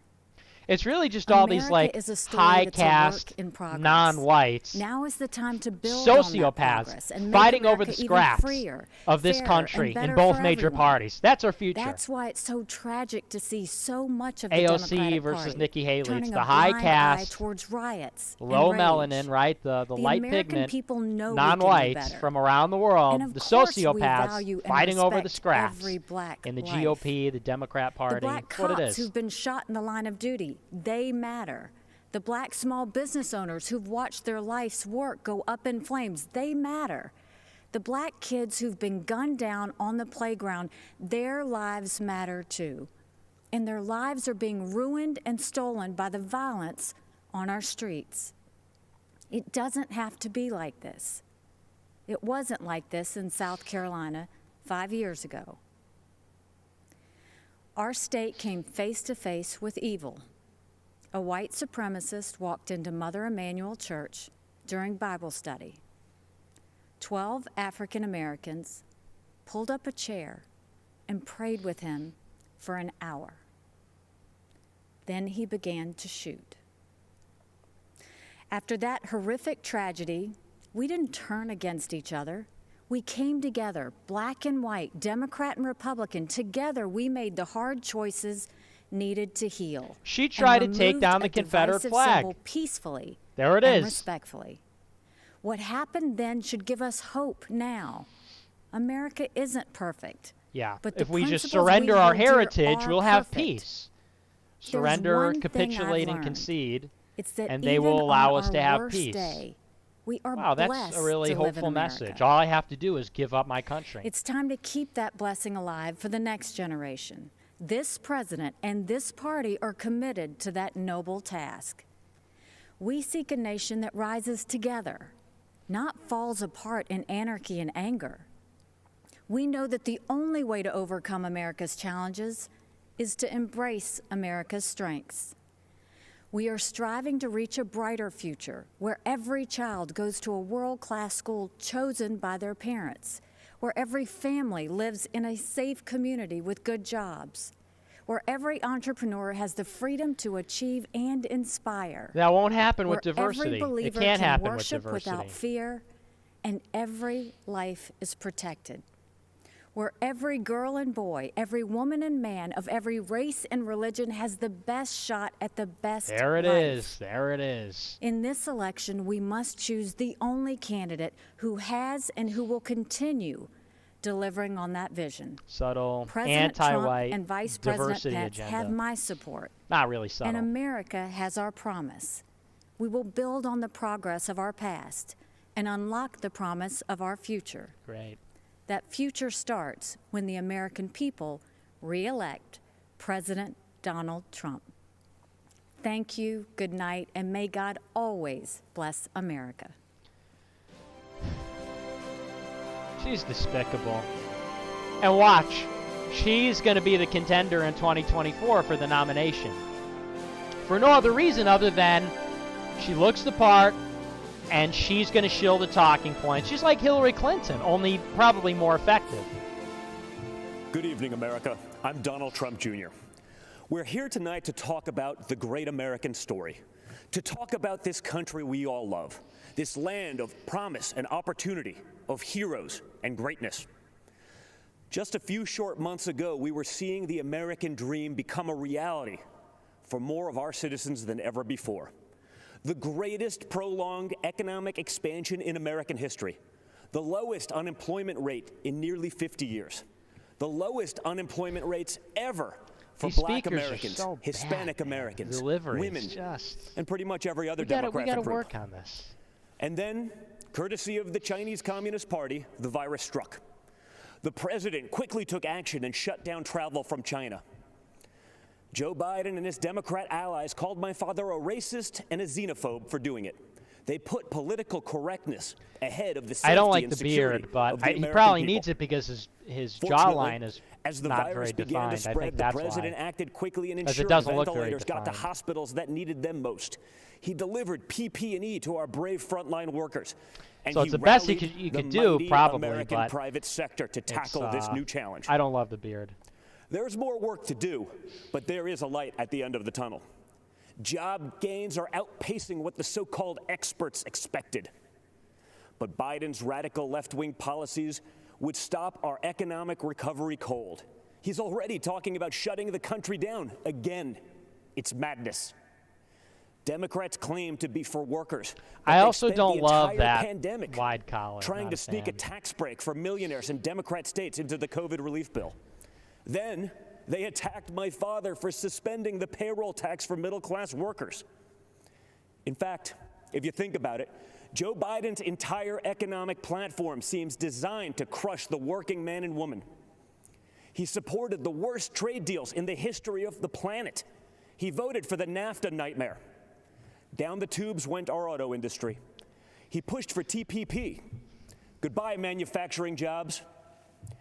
Beijing Biden is so weak in China that the intelligence community recently Goodbye, assessed manufacturing that the Chinese jobs. Communist Party favors Biden. That was really They know good. he'll weaken us Great both delivery. economically Yeah, and it's on a the great world line. stage. Biden also wants to bring in more illegal immigrants to take jobs from American citizens. His open border policies would drive wages down for Americans at a time when low-income workers were getting real wage increases for the first time in modern history. He's pledged to repeal the Trump tax cuts, which were the biggest in our country. After 8 years of Obama and Biden's slow growth, Trump's policies have been like rocket fuel to the economy, and especially to the middle class. Biden has promised to take that money back out of your pocket and keep it in the swamp. That makes sense, though, considering Joe Biden is basically the Loch Ness Monster of the swamp. For the past half-century, he's been lurking around in there. He sticks his head up every now and then to run for president. Then he disappears and doesn't do much in between. So if you're looking for hope, look to the man who did what the failed Obama-Biden administration never could do and built the greatest economy our country has ever seen. And President Trump will do it again. We will be stronger than ever because when we put our mind to it, there is no obstacle that America can't surmount. Except there's a difference this time. In the past, both parties believed in the goodness of America. We agreed on where we wanted to go. We just disagreed on how to get there. This time, the other party is attacking the very principles on which our nation was founded. Freedom of thought, freedom of speech, freedom of religion, the rule of law. Thomas Jefferson famously said, "I have sworn upon the altar of God eternal hostility against every form of tyranny over the mind of man." Our founders believed there was nothing more important than protecting our God-given right to think for ourselves. Stuff is so canned. Our founding fathers, Thomas Jefferson, they're trying to cancel all of those founders. There's a way they don't seem to understand this incorporate important principle. This is not an In order effective to way to do improve that. in the future, we must learn from our past, not erase it. So we're not going to tear down monuments and forget the people who built our great nation. Instead, we will learn from our past so we don't repeat any mistakes. And we will work tirelessly to improve the lives of all Americans. Because it's not personal. It's impersonal. Joe Biden and the radical left are now coming for our freedom of speech. They want to bully us into submission. If they get their way, it will no longer be the silent majority. It will be the silenced majority. This has to stop. Freedom of expression used to be a liberal value, at least before the radical left took over. Now the Republican Party is the home of free speech, the place where anyone from any background can speak their mind. Panning this the performance. Best ideas win. You know, people of faith are under attack. And I like Don Jr. You're not allowed to go to church. Basically. But mass chaos in the streets gets a pass. This isn't doing it for It's me. I don't know like why this they would election is choose to shaping make up the to be Trump church, kids the keynote work, speakers. in school What's versus the, rioting, you know, I don't understand why they would do that. Or, in the words of Because they're Biden not and the particularly good Democrats, speakers. peaceful They don't protesting. hold government office. So what's the point? Anarchists have been They're not. I flooding our don't think streets, they're and especially Democrat well mayors liked or are popular ordering the police or to you know stand anything down. like that. Small businesses across America, many of them That's just a minority weird owned, decision. are being You know, torched we're going by to get what mobs. Tiffany Trump and Eric Trump and like Democrat Don's mayors probably the pretend best it's not one happening. out of them. They actually called it a summer of love. I think Melania Trump's going to speak tomorrow, and you know she's And that got brings this me to thick another accent. important principle. So I don't know, man. Every American must be free to live without fear of violence in your country, in your communities, and in your homes. All men and women are created equal and must be treated equally under the law. That's why we must put an end to racism, and we must ensure that any police officer who abuses their powers is held accountable. What happened to George Floyd is a disgrace, and if you know a police officer, you know they agree with that too. But we cannot lose sight of the fact that our police are American heroes. They deserve our deepest appreciation. Because no matter what the Democrats say, you and I both know when we dial 911, we don't want it going to voicemail. So defunding the police is not an option. Right. Everything starts with safety and security. You can't have anything else without it. You can't focus on building a better future for your children without the peace of mind that they can study safely in their classrooms, play safely in their neighborhoods, and sleep safely in their beds. But safety is only the beginning. Trump's America is a land of opportunity, a place of promise. I like the podium. I like was the fortunate enough backdrop. to grow up in a family that could afford the best schools and the finest universities. But a great education cannot be the exclusive right of the rich and powerful. It must be accessible to all. And that's why my dad is pro-school choice. That's why he's called education access the civil rights issue, not just of our time, but of all time. It is unacceptable that too many African American and Hispanic American children are stuck in bad schools just because of their zip code.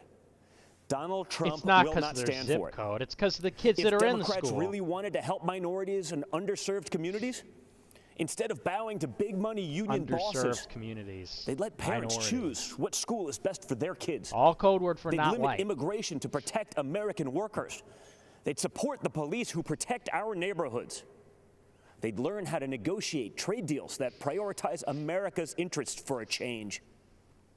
They'd end the endless wars and quit sending our young people to solve problems in foreign lands. They'd cut taxes for families and workers. They'd create opportunity zones that drive investment into inner cities.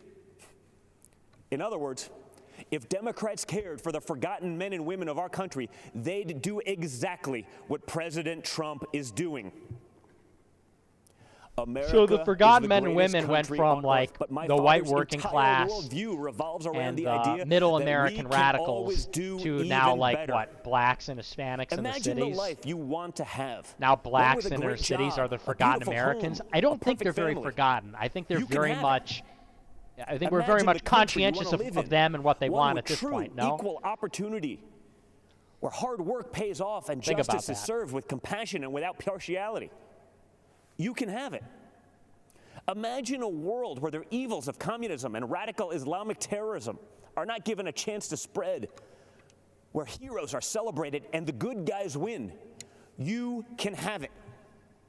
That is the life. That is the country. That is the world that Donald Trump and the Republican Party are after. And yes, you can have it. Because unlike Joe Biden and the radical left Democrats, our party is open to everyone. It starts by rejecting radicals who want to drag us into the dark and embracing the man who represents a bright and beautiful future for all. It starts by re-electing Donald J. Trump, See, like, that means President nothing. of the United States. Thank you, and God bless America. That was rough.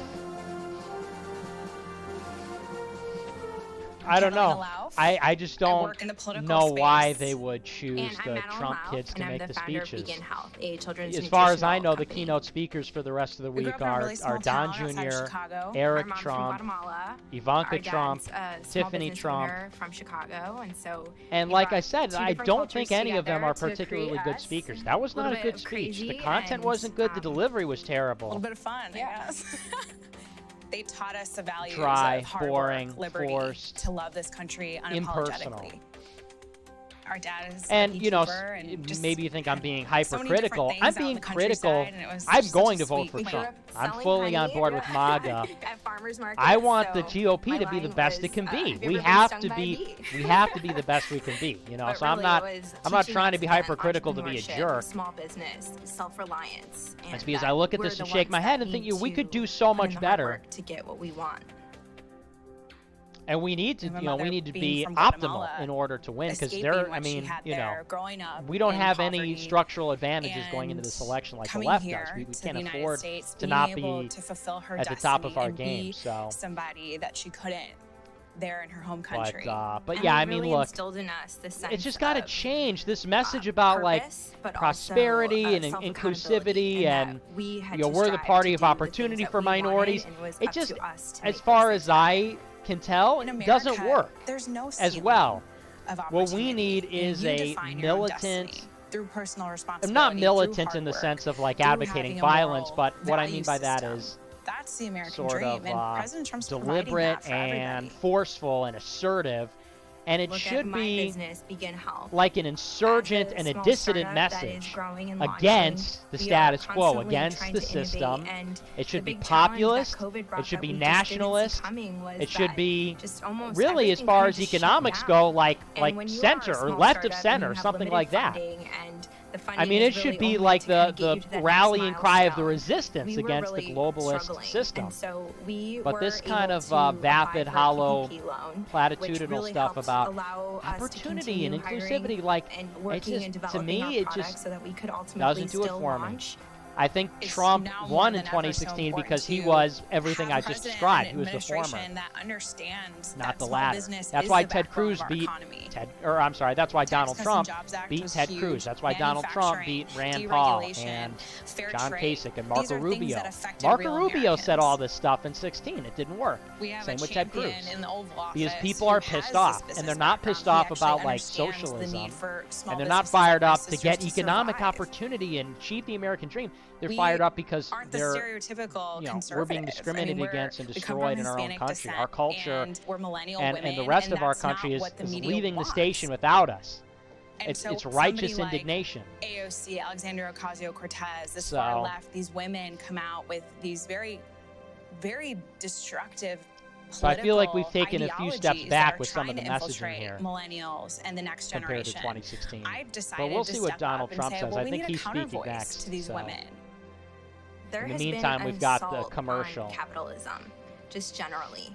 And I think it's very scary to imagine a Biden world where the progressive wing ideas are starting to take front and center stage. You know, that will really choke the American economy. There will be over-regulation, over-taxation. It's very hard to innovate through those two things. And ultimately, what's really sad is the thought of making all of us dependent on the government, and we are not going to allow I that. don't wanna be I've dependent seen a on lot the of government. moderates, a lot of people now changing over because of everything that's been happening. This is a taste of Biden's America. I mean, the rioting, the crime, freedom is at stake now, and this is going to be the most important election of our lifetime. We want to preserve the America that our mother came here for. Having a thriving always about economy immigrants, that is man. keeping Why? America great. What and about President us? Trump has delivered on that promise. He's truly fighting for the American people. We're the greatest country in the world, period, on our worst day. They forgot still the us, greatest country in the right? world. Forgotten And men in and women. order Yeah, to they preserve forgot that, us. It's by Now even Trump putting forgot us. America first, What about the white having man? a thriving economy, The native, having as happiness. opposed to the immigrant, the underserved community, etc. Give me Good a evening. break. Now I'm I Senator get Tim Scott from the great state of South Carolina. To all of you tuning in and participating in the political process, God bless you. This isn't how I picture tonight, but our country is experiencing something none of us envisioned. From a global pandemic to the deaths of George Floyd and Breonna Taylor, 2020 has tested our nation in ways we haven't seen for decades. But regardless of the challenges presented to us, every 4 years, Americans come together to vote, to share stories of what makes our nation strong and the lessons we have learned that can strengthen it for further generations. Because while this election is between Donald Trump and Joe Biden, it is not solely about Donald Trump and Joe Biden. It's about the promise of It America. isn't? It's about you and me, our challenges and heartbreaks, hopes and dreams. It's about how we respond. They when tackling resurrected critical George issues like Floyd police to give reform, the keynote when speech Democrats tonight. called our work a token effort and walked out of the room during negotiations because they wanted the issue more than they wanted a solution. Do we want a society that breeds success or a culture that cancels everything it even slightly disagrees with? I know where I stand because you see, I am living my mother's American dream. My parents divorced when I was 7 years old, and we moved in with my grandparents into a 2-bedroom home with me, my mom, and my brother sharing a room and one bed. My mom worked 16 hours a day to keep food on the table and a roof over our heads. She knew that if we could find the opportunity, bigger things would come. I thought I had to use football to succeed in life, and my focus on academics faded away. My freshman year, I failed out. I failed 4 subjects: Spanish, English, world geography, and even civics. Trust me though, after 7 years in the Senate, I know I'm not the only one in Congress who failed civics. But even while I was failing the 9th grade, my mother always said to me, Timmy, if you would just shoot for the moon, even if you miss, you'll be among the stars. She never lost faith in me, even when I lost faith in myself.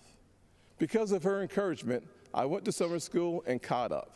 The next year, I met my mentor, John Moniz, a Chick-fil-A operator. John saw something in me that I could not see in myself and started teaching me valuable life lessons. Like having a job would be a good thing, but creating jobs would be even better. That having an income could change my lifestyle, but creating a profit could change my community. He planted the seeds of what would become opportunity zones. This initiative that the president and I worked together on is now bringing more than $75 billion of private sector investment into distressed communities. I took those lessons to heart and started putting the pieces of my life back together. I realized why are they doing quality this? education is the well, we closest know thing why. They to think they're magic going to in appeal to America. blacks. That's why I fight The blacks to are this going to watch day this and for say, school choice, to there's make an sure alternative. every child in But that's every not going to neighborhood happen, has man. a quality education. Here's the deal, I don't Jack. care They if vote it's a 97% public, for the private, other side. charter, virtual, or a homeschool. When a parent has a choice, their kid has a better chance. And the president has fought alongside me on that. Later in life, I started my own small business. When I see Kenosha and Minneapolis, I think I'm going to vote based on opportunity zones in 2020. Growth.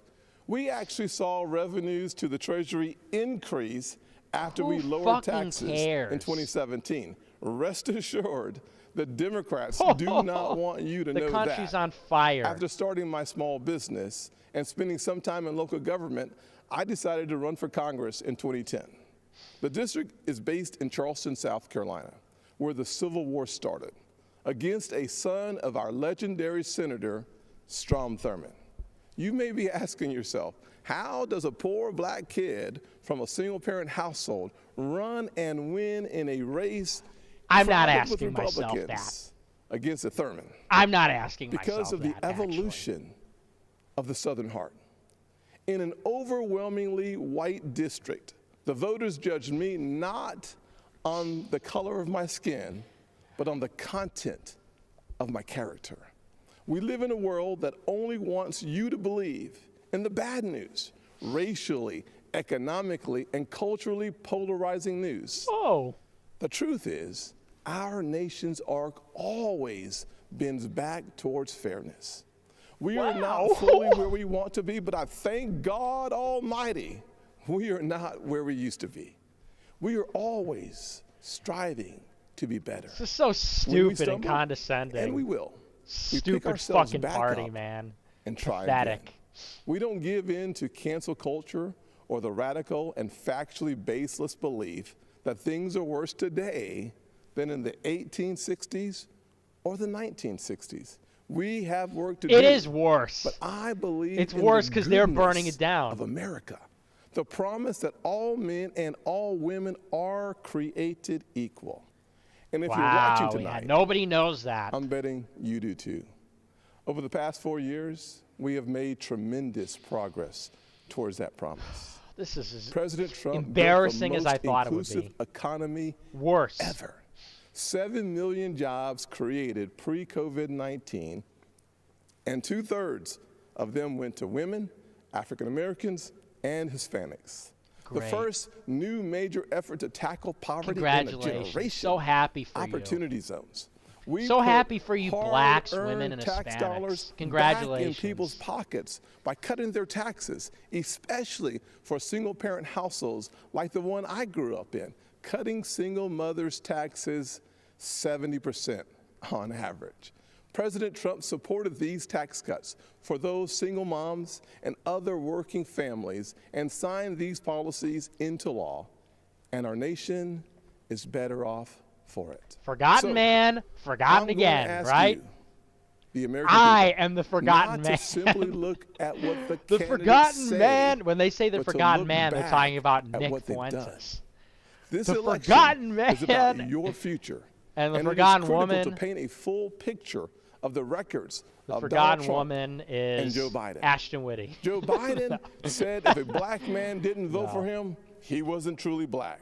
Joe Biden said black people are a monolithic community. It was Joe Biden who said poor kids can be just as smart as white kids. Oh, here we go. Democrats And are the while real his racists. words are one thing, his actions take it to a whole new level. Are we going to hear about the In criminal justice bill? 1994, Biden led the charge on a crime bill that There put it millions is. of black There it Americans is. behind bars. President Trump's criminal What a justice reform joke. law fixed many of the disparities Biden created and made our system more fair and just for all Americans. Joe Biden also failed our nation's historically black colleges and universities, heaping blame on them as they fought to ensure our young folks had access to higher education. Once again, to clean up Joe Biden's mess, President Trump signed into law historically high funding for HBCUs, as well as a bill to give them permanent funding for the first time ever. And now Joe Biden wants to come for your pocketbooks. Unless, of course, you're a blue state millionaire. I'm serious. That's one of their solutions for the pandemic. Funny. They want to take more money from your pocket and give it to Manhattan elites and Hollywood moguls so they get a tax break. Republicans, however, passed President Trump's once-in-a-generation tax reform bill that lowered taxes for single moms, working families, and those in need. So when it comes to what Joe Biden says he'll do, look at his actions. Look at his policies. Look at what he already did and what he didn't do while he's been in Washington for 47 years. Ladies and gentlemen, people don't always see those failures because they think we're having a policy debate on two sides of an issue. That is not what is happening. Our side is working on policy, while Joe Biden's radical Democrats are trying to permanently transform what it means to be an American. Make no mistake, Joe Biden and Kamala Harris want a cultural revolution, a fundamentally different America. If we let them, they will turn our country into a socialist utopia. And history has taught us that path only leads to pain and misery, especially for hardworking people hoping to rise. Instead, we must focus on the promise of the American journey. I know that journey well. My grandfather's 99th birthday would have been tomorrow. Growing up, he had to cross the street if a white person was coming. He suffered the indignity of being forced out of school as a third grader to pick cotton, and he never learned to read or write. Yet, he lived long enough I'm to tweeting, see his sorry. I'm grandson tweeting these become thoughts. the first This is just African miserable, American man. to be elected to both What a the United disaster. States House and the United States Senate in the history of this Everything country. that made them win in Our 2016, family it's went from just cotton been abandoned so to far Congress tonight, at least with in about one half of lifetime. these presentations. And that's why I believe the next American century can be better than the last. There are millions of families just like mine all across this nation, full of potential, seeking to live the American dream. And I'm here tonight to tell you that supporting the Republican ticket gives you the best chance of making that dream a reality. God bless you. And Father, please continue blessing the United States of America. God bless.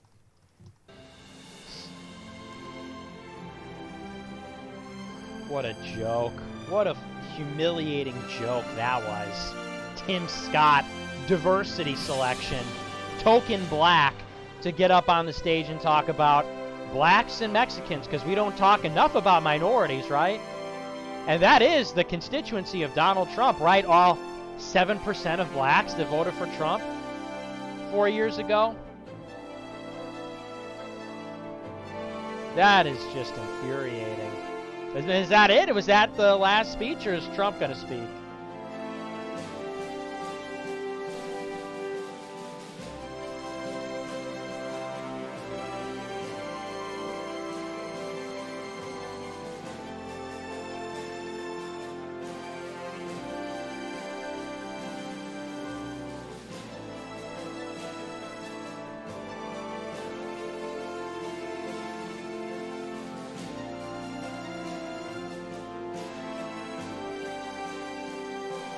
Yeah, I don't know. Are we going to get Trump to speak here? Because, man, that was rough. And tomorrow's going to be even worse. I'm not going to be streaming this tomorrow night. I'll be back on Wednesday. So I'll be streaming this on Wednesday and Thursday. I won't be here tonight. Or, I'm sorry. I won't be here tomorrow. And I won't be here Friday. But, yikes. Let's just hope it gets better from here on out. Tomorrow, though, the lineup isn't even that good. The only good speaker tomorrow, I think, is Nicholas Sandman. Everything else is really take it or leave it, you know?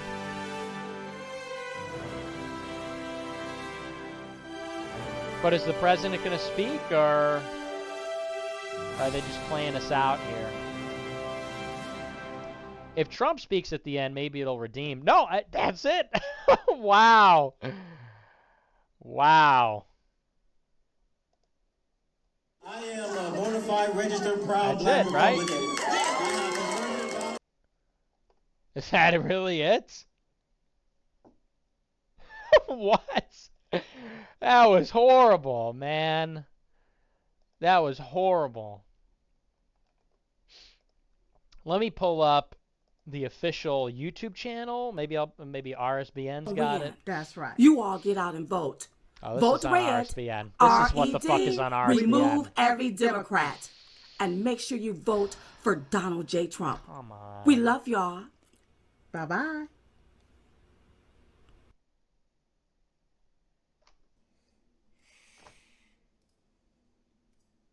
Okay, well, that's the convention. All right, everybody. Joe Seals back here at the RSBN studio here in Auburn.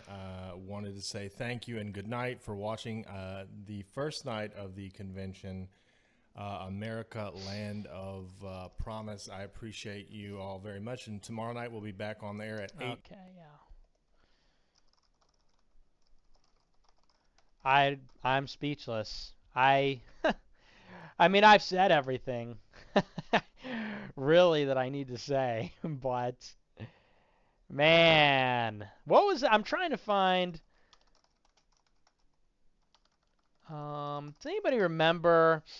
There was this great Trump WebM from 2016 with the music from The Social Network. Does anybody remember that? I'm trying to think if I don't know if I have it on this PC. But I just wish I could pull up just a little taste of what we saw in the election in 2016. Because this was so bad. And this was so the opposite of what we need. Right? And especially compared to 16. I mean, I know exactly what, we know exactly what they were thinking, but.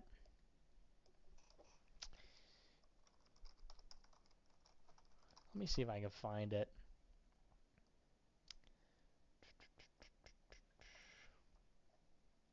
I don't know. It'd be kind of tough. It was just like kind of a generic, like, pro-Trump video. But some of the stuff that you saw in 2016, a lot of it fan-made, it really hit different, especially compared to this. Because, it felt like he was actually talking to us.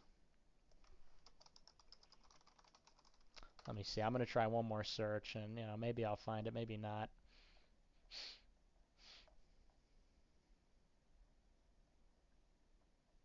Yeah, I don't think I'm going to find it. Well, all right. I guess I'll read your super chats then. I mean, it wasn't horrible, but it's just they never learn, It doesn't need to be bad. It can be really good. It can be really good. We can be optimal. We can be firing on all cylinders here, and we're just not. I mean, these appeals, in some ways are acceptable. They're passable. Some people said about the guy speaking about Florida, the Cuban guy, that the Hispanics eat this up, and it's true. I mean, it wasn't horrible. It wasn't like as far as on a technical level, it went well. I don't think there were any big glitches. It wasn't anything like embarrassing or gaffes or anything like that. So on like a technical level, it was good. But it can be so much better. The messaging, the narrative, and the delivery, the speakers, it could be so much better, and it should be. There's no reason it shouldn't be. We can't afford to not be as best as we can be, and there's no reason why we shouldn't be anyway, even if we could. So, but I'm going to take a look at our super chats, and we'll see what you guys are thinking about all this. I'm going to switch to my other microphone here. Let me bring in my boom microphone, because the headset turns off if I don't have anything playing in my ears. My ears hurt after that. Okay. I don't know. That headset's uncomfortable. It makes my ears hurt. Let's see. What should I put on in the background while I'm reading the super chats? I think I'll put on... How about... I'm pissed. I'm going to look for that video that I was talking about. I want to show it to you guys because it was... I don't know. I mean, I guess it wasn't that... It's not really on message in the way that I'm describing, but it's just so much more powerful compared to what this whole charade was, So let me just put this on in the background, I guess, while I'm reading through the super chats. Okay, so let's take a look. We've got a lot of them, so we'll power through here. Let's see. We've got Steve Franson with the Guinea says, God bless our president and all conservatives everywhere. Well, thank you so much, Steve. Much appreciated. I agree. God bless the president. We love the president. And don't get me wrong. I'm all in on Trump. I think everybody... No, it's not I think. You have to vote for Trump. There's no good argument against it. If you're watching this show and you're on board with America First, there's no good reason to not vote for Donald Trump. There just isn't. And, we've been over this. Wait a minute. Did Chris Emerson? What? Chris Emerson made this? Dude, I have watched this video. I just noticed that in the bottom left corner here. I've been watching this for years. Do you know how many times I've seen this video? I never had any clue that Chris Emerson made this. Or did he just repost it? No, this is from 17. This is from literally the day after the inauguration. What? Chris Emerson, friend of the show, he does he draws all the cartoons for America First. That's a wild cameo. I swear I had no idea. That's crazy. Chris Emerson says, oh, I guess he didn't make it. He says, nope. Does that mean he didn't make it? Or he didn't repost it? Anyway, that's crazy. That's an awesome video. Anyway, God bless. We love Chris Emerson, right? What an awesome guy. Genius. I had no idea. But anyway, you have to vote for Donald Trump. We just went over this earlier, or we went over it last week. Joe Biden he's not going to build a single new mile of wall, increase the refugee cap to more than it's ever been annually, no deportations for 100 days, amnesty pathway to citizenship for every illegal immigrant in the country, expand work visas. They want to have an unlimited cap, or I'm sorry, that would make no sense. They want to eliminate the cap on work visas for any given country. So that means limitless visas for India, limitless visas for China, for all these other countries. Like, if Joe Biden gets in, we don't have a border. Trump has cut legal immigration in half. We've got 300 miles of border wall. Illegal immigration is down, as of July, it was down nearly 200,000 since the beginning of the coronavirus pandemic. The borders are closed. We're moving ahead at 10 miles of border wall per day. Like, there's just no good reason not to vote for Trump. So with all of my criticism in mind, I want you to remember that I'm voting for Trump. We need him to win. You know, I'm all in for Trump 2020. So just keep that in mind. But anyway, we're going to move on and finish these super chats. We've got Aaron says, some wheels are sillier than others. I don't know what that means. Evil Groiper says, I saw you tweeting about how the media has a double standard when talking about racism. Really insightful commentary. What about the black basketball player? Well, I know that's not like a groundbreaking take or anything, but the reason why I tweeted that is because I saw even a lot of white people and a lot of conservatives. It was about this this black basketball player. He called this white basketball player, what did he say, a bitch-ass white boy or something like that. And ESPN posted a video, this was in the NBA, of the black basketball player apologizing to the white player and saying, hey man, I'm sorry. They had kind of like a one-on-one apology. And there was like tens of thousands of retweets and likes and all these replies. And all the replies were like, faith in humanity restored, wholesome 100. And the point was to say, like, look, that's not good enough. Okay, this black guy was racist against a white guy, and then he apologized. But keep in mind that, again, if the races were reversed, it wouldn't be like, well, you can't apologize, but if not, nobody cares either way. This guy would have been suspended. They would have had a Black Lives Matter protest. All the players would have quit, right? There'd be like a boycott. I mean, it would be crazy. So for all the people in the replies that were just fawning over it, oh my gosh, what wholesome 100, we can have racial harmony. It's like, really? So, and of course, that's always how it goes. Out of the beneficence of a black man, they apologize for insulting us based on our race, and we're supposed to, that's so magnanimous. Wow, race relations solved, you know? So it was specific to that. Really good comic says, eating stuffed peppers and garlic bread, by the way. Well, congratulations. Sounds good. I like stuffed peppers. I like garlic bread. Congrats on that. Thanks for the super chat. Jonah says, hey, Nick, I met this girl I really like online, and guess what? She likes James also. Pretty based, right? Also, she's an unironic Nat sock. I think I've hit the jackpot, and she watches this show. I can't tell if that's a joke or not, because legitimately, you have some of that, but steer clear. Big problems. If you're going to try and find a girlfriend, don't meet her on Twitter. Don't meet her in politics, even if you're joking. If you're joking or not, look, it's happened so many times, I just have to say it. I can't even joke around about it. Find girls in the coffee place. Find them in church, find them literally anywhere else except for politics, because if she's in politics, there's something like in her genes or her temperament that necessarily makes her not somebody you want to be with. And there's virtually no exceptions. Joker from Persona 5 says, hey, Nick, I go to one of the most prestigious universities in the country for free with all my tuition completely paid. I bring this up because dropout friends who are right-wing tell me to drop out too. Why would I want to waste an opportunity of a lifetime? This is advice I wouldn't follow. Well, of course, it depends on your situation. I've never told people that, nobody should go to college. It's just that it's wrong to say that everybody should go to college, and it's also wrong to say that nobody should go to college. It all depends on your circumstance. When I went to Boston University, the tuition was $54,000 per year. That's for openers. That's tuition.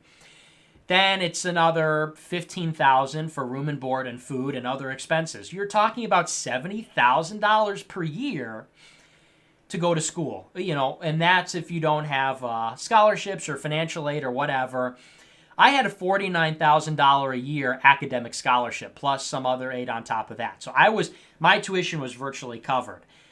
But I had a friend that went to school there, and this friend of mine took out all loans to pay for everything, to pay for all the tuition, to pay for all the other associated costs. And you got to imagine that person after 4 years, they've graduated college, returning home, no job experience, no internship, coming home to just work a summer job, presumably in the coronavirus economy, probably with more than $200,000 in debt, with a mortgage, basically, with like a house payment. 200 grand in the hole before you even begin, before you even enter the workforce.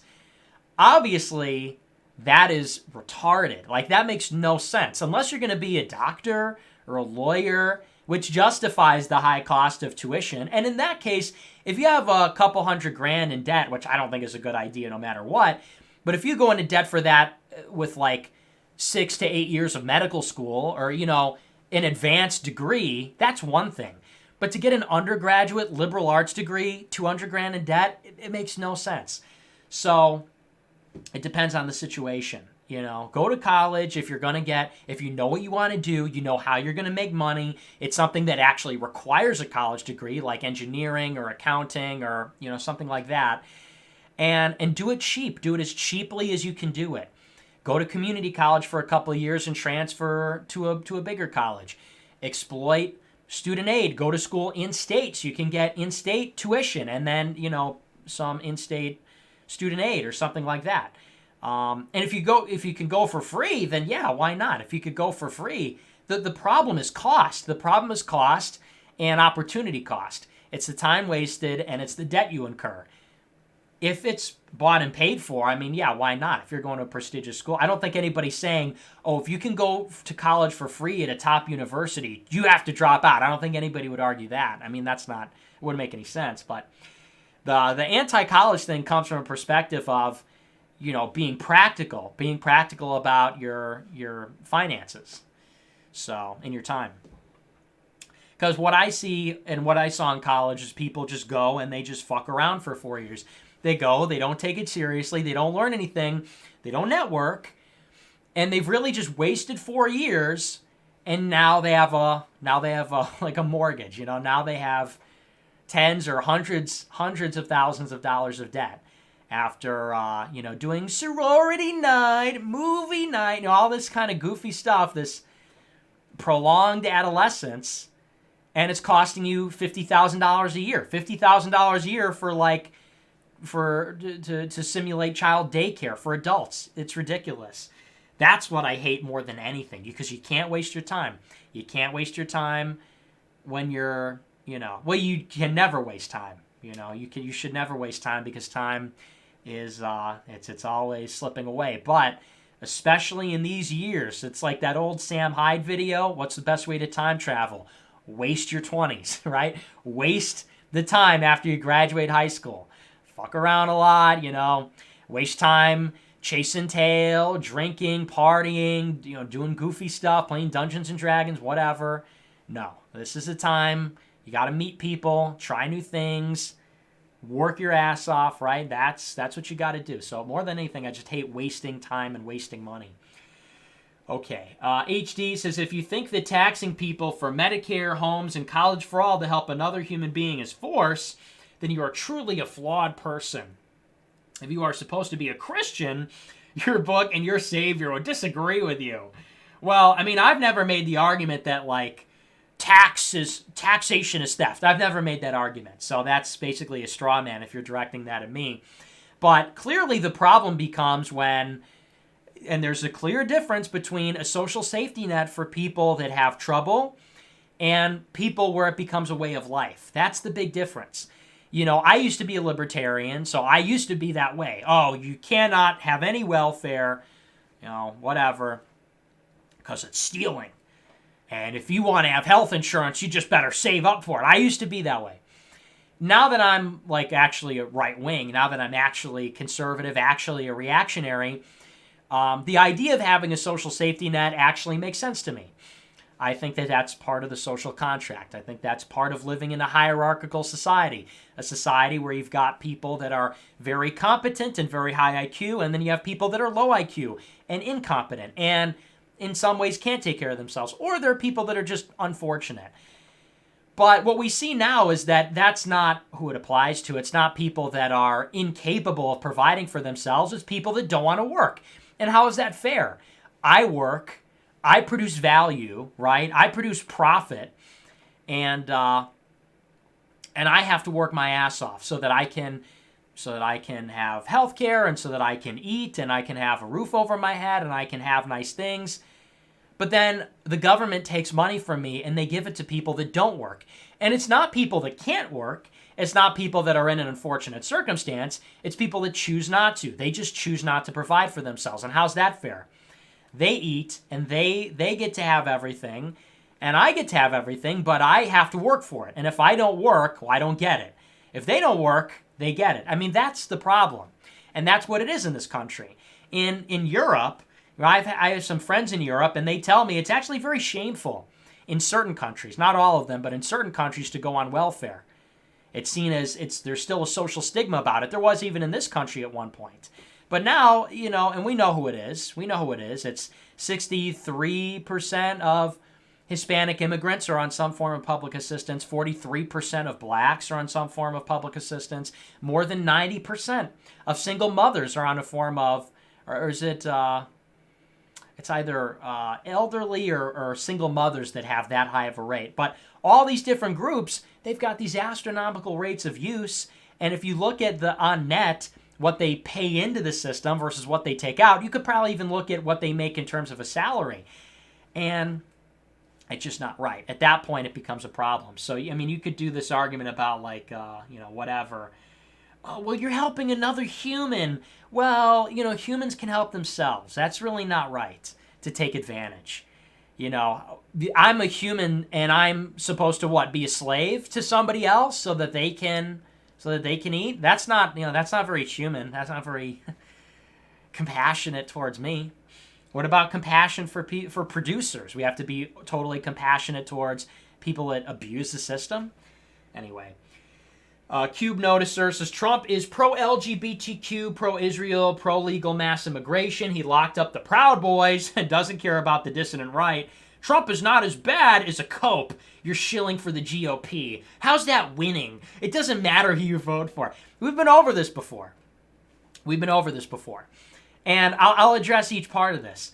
Pro-LGBTQ. Yeah, I hate that, okay? Yeah, we all know we hate that, okay? I'm Catholic.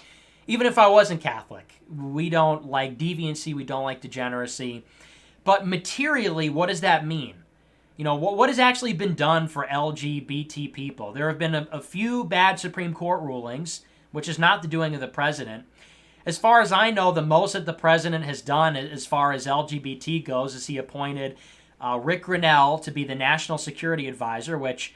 I mean, the guy's a neocon. I don't care for him really more for that reason, although I don't think gay people should be at high levels of government like that anyway.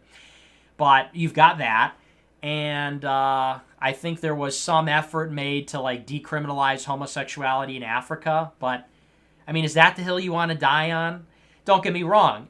I'm not in favor of that. I wish that Trump were opposing it as opposed to, just sort of slightly supporting it, but this kind of stuff is really, it's not substantial. Pro-Israel, I'll even give you that. I don't love how much he's done for Israel, and we've talked about this at length on the show, how he's gone out of his way to, move the embassy from Tel Aviv to Jerusalem, and he recognized the IRGC as a terrorist group, recognized their sovereignty of the Golan Heights. He looked the other way when they expanded their settlements to include half of the West Bank, turned the other way when Israelis were caught spying on us, and we turned the other way when Israel bombs Syria constantly. I mean, the list goes on and on, and we've covered that extensively on the show. But you have to bear in mind that Joe Biden is a Zionist too, So if we're talking about a binary choice between Joe Biden and Trump, one of these people will become the president. Kamala Harris spoke at AIPAC. I believe Joe Biden has spoken at AIPAC as well. You're going to get the same pro-Israel policies no matter how you cut it up. And in any case, does supporting Israel materially hurt our interests? It's a diversion. That's not something I wish the president were spending time on. I disagree with it all, but, it's not a deal breaker for me at this stage in the game. If Trump declared war on Iran for Israel, yeah, game over. I would not be supporting the president. If he said we're declaring war on Iran, for whatever reason, we all know the reason would be to protect Israel, I would say, yeah, no chance in hell I'm supporting this president. But If you look at substantively what he's done, well, we've withdrawn from Syria. We've withdrawn troops from Afghanistan. He's pledged to withdraw troops from Iraq and Afghanistan before the election. There have been no new wars in the Middle East since he took office, and actually the troop numbers have been dialed back. In Afghanistan, there was an initial surge, but the troop numbers are back down to where they were before. So again, in terms of substance, not really a whole lot there. And pro-legal mass immigration, well, that's just not true at all, and I just spoke on that a moment ago. Legal immigration has been cut in half. You had 1.2 million legal immigrants in 2016. You're going to get, and this is the estimate, roughly 620,000 in 2021.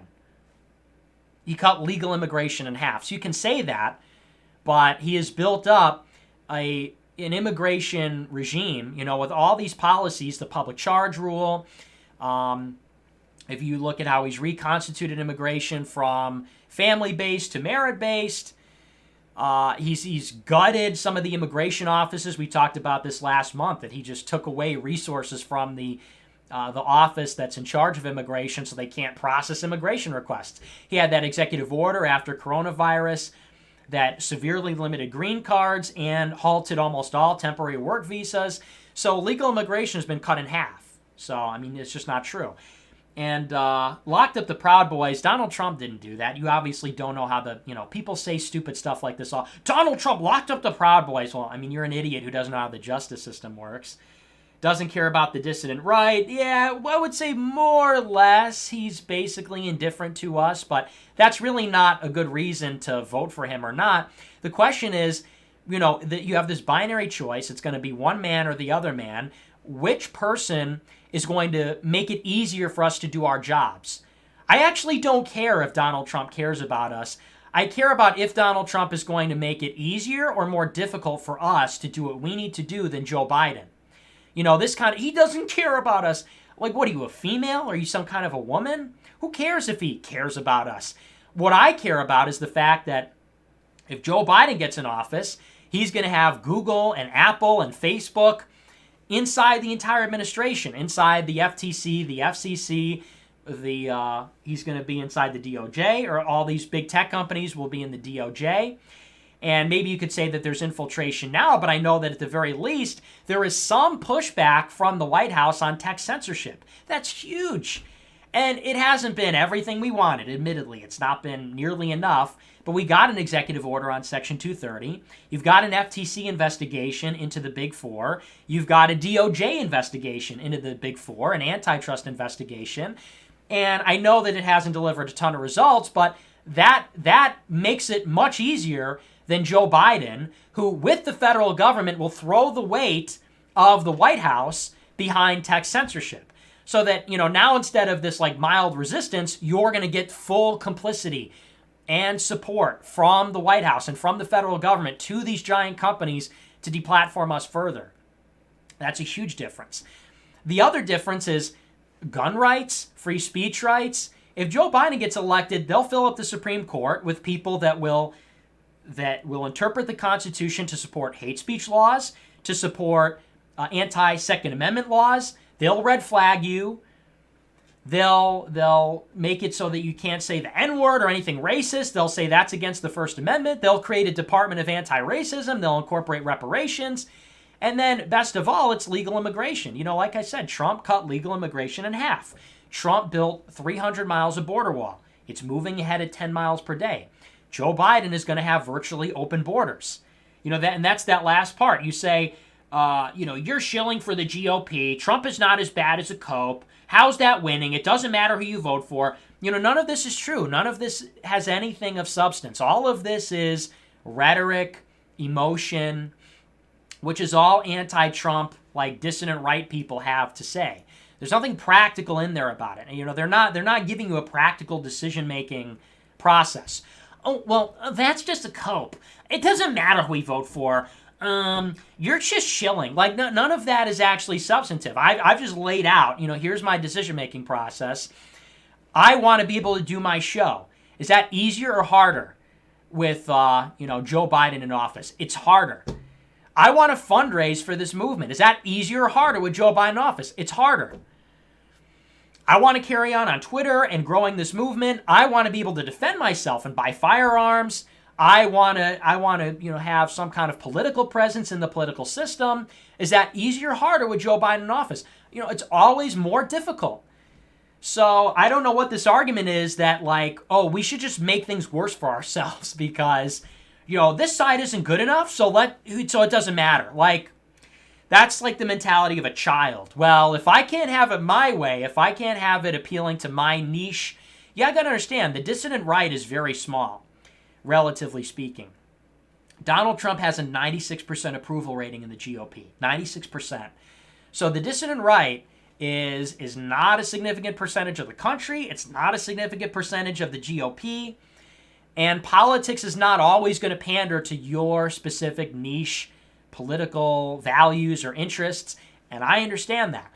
So what we have to do is, as a small faction, work to influence outcomes that will help us. That's how politics works. But anyway, so I'm glad somebody brought that up because this is all the stuff I see on Twitter from Wignats and alt-right people like Richard Spencer the other day. I'm going to vote straight ticket for Biden. They're more competent. They're more competent? Really? They're more competent. Look at everything that we saw under Barack Obama. Taxes, regulations, backdoor gun control, targeting of conservative groups, literally going to the IRS and taking away tax-exempt status. Do you know how much that hurts? What we might try to do in the future? It's unconscionable. So, anyway, it deserves a valid counter argument. Dad Taco says, I had a weird dream that my crush wanted a rose con pollo. I don't know if it was weird because she is a basic blonde girl or because she is vegetarian. Yeah, I don't know, dude. Herpel says 8 more years. Yes, 12 more years, 16 more years. God, Emperor Trump. I'm back in. Make America great again. America first, right? Trump 2020, 24, 28. And yeah, anyway. I could go all night about, why we should vote for Trump. People are just stupid. I'm just a genius, and if you don't agree with me, you're just stupid, okay? I mean, if you don't understand that logic, you just don't understand politics. It's that simple. People that are high IQ understand this stuff. People that watch politics understand how this works. Serious people in politics that are working every day on our behalf in the movement in D.C. or undercover elsewhere, I mean, they all know this stuff. But it's always like losers that don't have any influence, have never done anything, that are like, well, Trump doesn't care about us. I'm sitting this one out. Okay, well, you'll be missed. Self-Hating Millennials is a bit off topic, but I was wondering if you had read Buchanan's World War II book. I just finished it and never knew the extent of how much of a scumbag Churchill was and how he almost solely destroyed the empire. I have not read that book. I don't even think I have it. It's, The Unnecessary War. But yeah, it's a lot of red pills about World War II. There's a lot to learn about World War II. We have this universal mythology about World War II, and a lot of it doesn't really stand up to the scrutiny. But anyway, Satirical Man with the Ninjagini, thank you. Mike says Kimberly Guilfoyle was awful. I don't think she was terrible. I mean, she wasn't great, but she wasn't as bad as her boyfriend, and she wasn't as bad as Tim Scott. I thought it was all right. Folk Hero says, dude got gunned down playing basketball, and it's like he ain't even mad about it. Yeah, right? He's like, well, I got shot at a basketball game by a radical leftist, and that sucked. That's a problem with conservatives. You never see... That's why I was playing that, clip of Trump from the convention in 2016 when he said, my message is that things have to change, and they have to change right now. And it was because the rhetoric from that convention was urgency, it was forceful, it was assertive. And like that Tim Scott speech and that Steve Scalise speech, it was like, and I'm not the only politician that failed the civics course. Dude, the fucking country's on fire, retard. There's pedophiles controlling the world, and we're being raped to death as a nation, and you're making these, lame, sterilized corporate political jokes. Go fuck yourself. And then Steve Scalise got shot. He got shot. He almost died. And the guy, like you said, he's not even mad. You literally have leftists so emboldened by the media that's controlled and hates us that people are going out and trying to murder politicians. Nobody even cares. Nobody even covered that or talks about it. Totally memory hold. And the guy's like, yeah, remember me? Yeah, I'm the guy that got shot. Anyway, the Constitution's awesome. Like, what do you... We just are not a serious party. The GOP is not serious. Okay. George says already feels more substantive than all 4 days of the DNC. Totally. And, a good friend of mine, he said this really well. He said that what our side does well is we are much better at taking these big ideas and turning them into sort of like spear points. In other words, we can take these abstract ideas about like policy or order or like political philosophy and turn it into things that stick with you and are personal and just like good talking points. The Biden speech was almost just like totally ethereal. It almost wasn't even about anything happening in the country. It was about light and darkness and love and hatred. Like, none of that stuff sticks. None of that stuff really has a point. So I think the GOP is generally better at that. Intrapizzle says, it's somewhat astonishing to me that you don't understand the entire GOP is completely on board with the long-term plan to brown America. It's pretty fucking obvious. Really? Well, I had no idea that, like, they're propping up Nikki Haley. Do you watch this show, retard? I don't know what people think. I guess that's what it is. People just don't watch this show. People don't watch this show. They, like, hear people lie about me on Twitter. And they're like, oh, Nick is this GOP shill who, like, it's like, do you watch this show? Do you watch the show? Go back and watch the show from June. We talked about the Republicans that supported the Warren Amendment on that military appropriations bill. In other words, the GOP, Mitch McConnell and Kevin McCarthy, supported Elizabeth Warren's amendment to that appropriations bill, which changed the names of the military bases that have the Confederate names. Like, the idea that we don't understand what's going on with the GOP is just, it's just ignorant. You just don't know what we're about. So, it's pretty fucking obvious. Yeah, it's pretty obvious that we're not, like, totally in favor of the GOP, but, you're probably low IQ. BCR says, imagine being Trump's son, having a 9-figure net worth, a beautiful wife, 5 kids, then abandoning your family for a washed-up Democrat who's 10 years your senior. What? Yeah, I don't know what the heck's going on with that. It doesn't make any sense. But some people are just weird, Some people are just weird. They just do weird things. That's just what it is, right? I mean, it's just what it is. It would probably make sense to none of us, because from the outside looking in, we'd say, oh, this guy's got everything, but who knows what's going on with him? Maybe she makes him happy, right? I don't know. But certainly it doesn't make a lot of sense to me. I mean, you could really have anything you want when you're a Don Jr. Rich, influential, relatively good-looking guy. I mean, and he had a beautiful wife and family. Like, even if you want to trade up, you could probably do pretty well. 10 years older? Like, I don't know, man. Anyway, T-Based with a Ninjet. Thank you so much, T-Based. Very generous. He says, did you hear about the robot that went skinny dipping? It was shocking. Well, that's good. Thank you for that. Thanks for the Ninjet. Much appreciated. Very generous. We love T. Do we love T-Based? Can we get an 07 in chat for T-Based? Some salutes in chat. Special thanks. Polish American Groyper says, the only organic movement ever executed by the corporate left and the alt-right is a bowel movement. Because these nibbas are ass.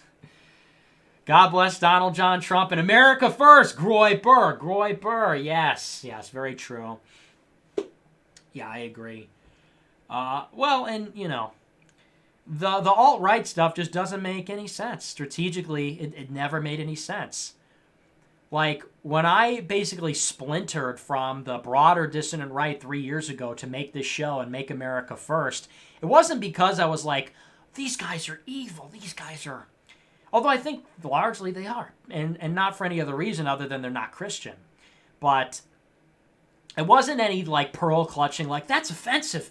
Don't say that around me. I mean, I just looked at what they were doing and said, okay, show me how we get from point A to point B. Like, show me the strategic. That was the original argument. I don't know, for people who have been watching the show for years, you might remember the Nationalist Review days. We even had Richard Spencer on the show, me and James Alsop, and I was like, dude, like, how are you going to make things better for our people? Like, how are you going to show me how, like, Charlottesville and things like Charlottesville, how does that help us? How does that get us where we need to go? And his answer was like, you just don't get it.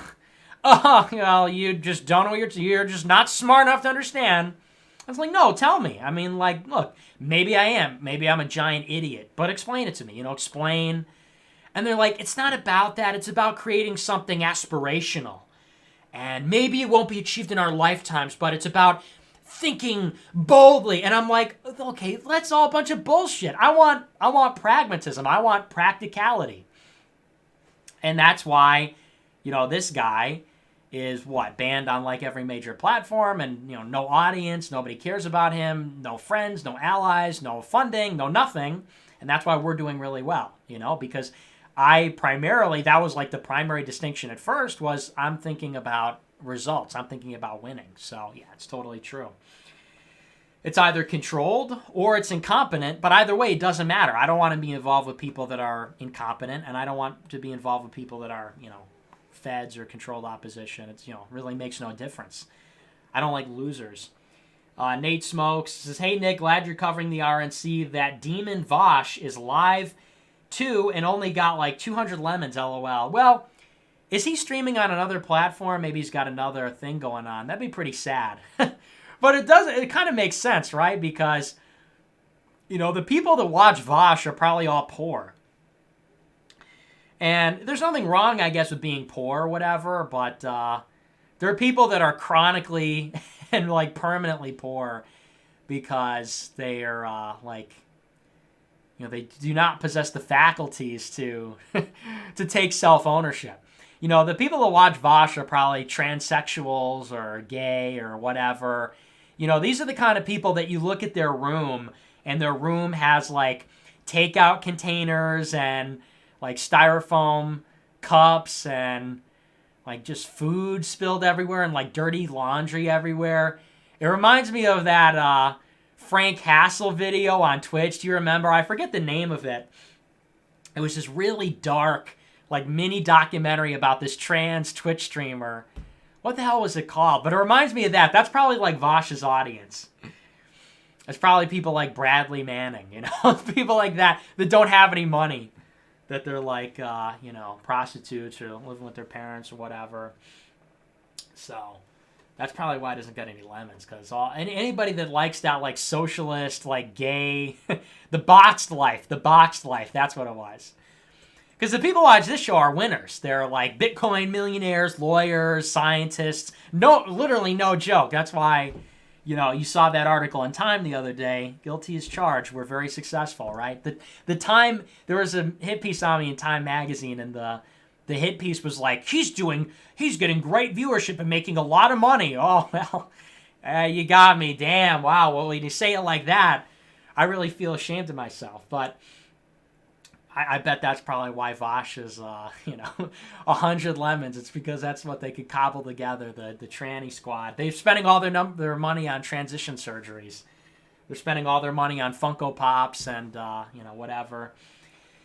And they're giving it all to Black Lives Matter, which, that's what they should do. Nate Smoke says, hey, Nick, glad you're covering the RNC. Oh, I just read that. Little Drummer Boy says these speakers have dead eyes and talk like robots. No personality, no soul. We need dynamic leaders, not cucks and gays. Totally agree.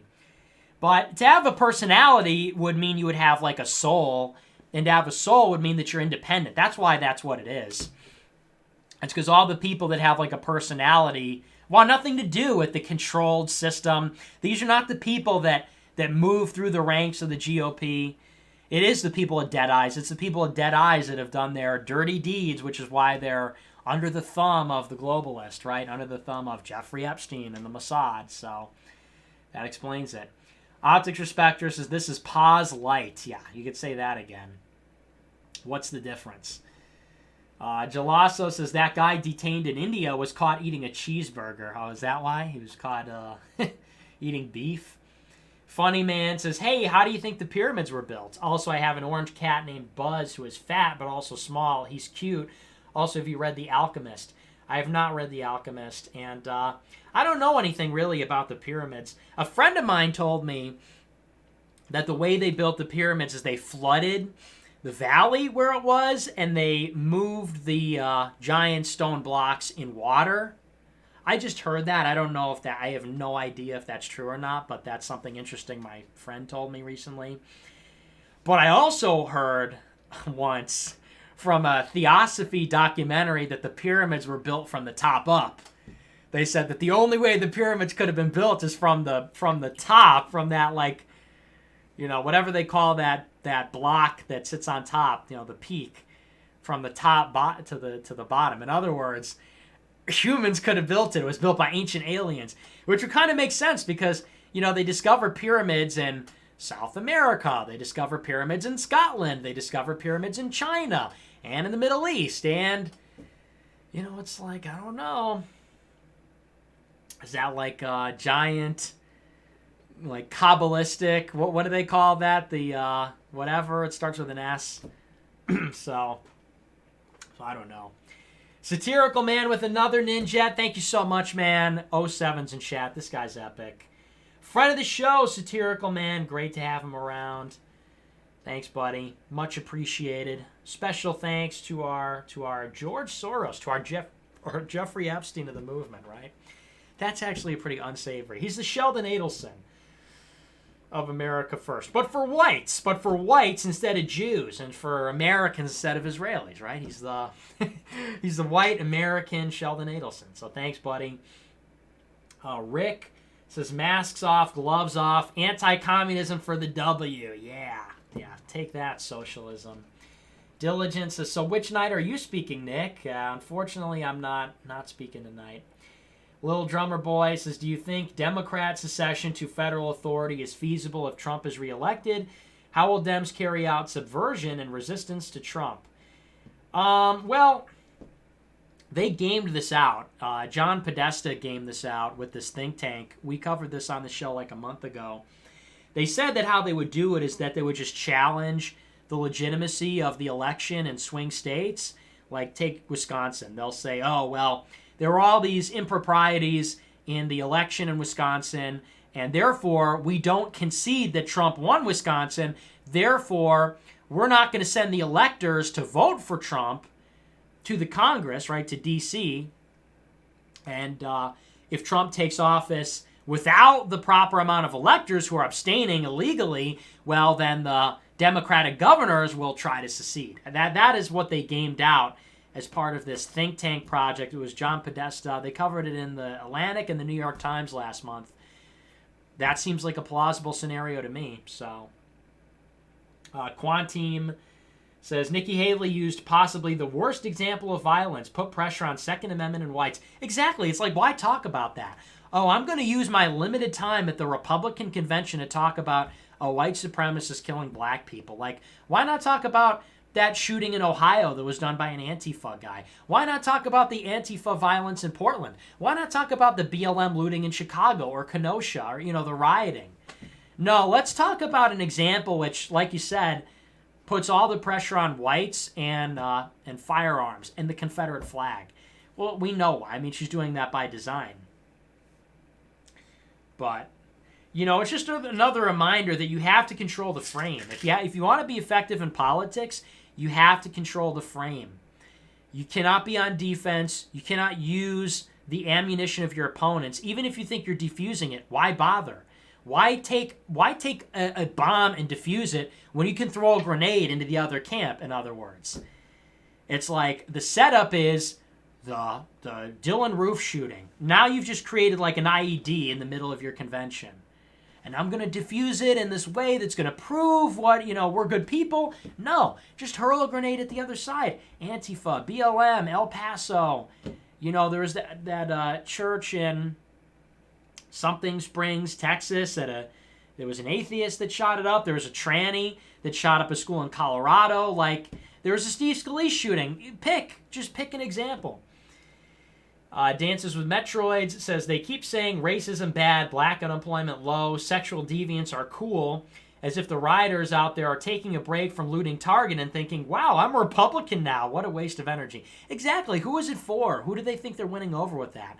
Consolidate the base and maybe appeal to some of these independents or Hispanics even, but appeal to them in a way that makes sense. This stuff about socialism and, we're not racist, none of that actually convinces people to vote for us. It just doesn't. So, Quantum says, Don Jr. is cringe and not popular on the middle or the left, ruined momentum and hard to listen to. Totally agree. Well said. Polish American Groiper says, I had a scary realization this weekend. If black people kill their brothers so relentlessly and remorselessly, imagine how they feel when they see some cracker walking down the street. Stay safe. It only takes one person to ruin your life. It's a good point. Yeah, look at how they kill their own. And you think they're going to take it easy on you? That's what we have coming. Look at the brutality against their own kind in Africa or even in Chicago. And you think that, they're going to be nice to us as minorities? Kyle says, hey, King, I want to start learning more about religion. Do you recommend any podcasts? Can you explain the difference between Christianity and Catholicism? Well, Catholicism is Christianity, but of course, what distinguishes Catholics from other Christians is that Catholics recognize the authority of the bishop in Rome, which is the Pope, and non-Catholics do not. Non-Catholics do not believe that the Catholic Church, which is the papacy, that the Pope gets to determine the dogma and the doctrine of the faith. They don't believe that the Pope has that divine authority, basically to govern the church in the world. That's the main difference. That's really, there are other differences regarding the filioque. That's a difference between Orthodox and Catholics, and there's some other technical things, For example, Protestants don't venerate Mary, and they don't pray to the saints. They don't believe in purgatory. There's some other more technical theological things, but the main difference is that. And where I would recommend getting started on religion, well, if you go to Catholic Answers, I know that's very basic, bitch. But what is good about that as a resource is, number one, I think it's very good introductory material. That's honestly what got me more interested in it, because when I was in college, I was like, wait a second, I don't know anything about my own religion. So I just started searching up, questions on YouTube. And Catholic Answers has these people that are very educated, and it's like I said, it's pretty entry-level stuff. I'm sure a lot of tradcasts would scoff at that and say, you don't read this or that. But what's also great about Catholic Answers is what you'll find in a lot of their videos is they recommend supplemental reading material. So you can find a lot of information on basic questions. And what they'll do is they'll recommend, here's a great book on the subject. Oh, here's a great documentary on the subject. So I think it's good for that reason. But, of course, a great place to start is the Bible. But as far as religious history goes, I don't really have a lot of good recommendations for you off the top of my head. I'd have to look at my book list. T-Based with a big super chat. Thank you so much for the Ninjet. T-Based. Do we love T-Based or what, folks? 07's in chat.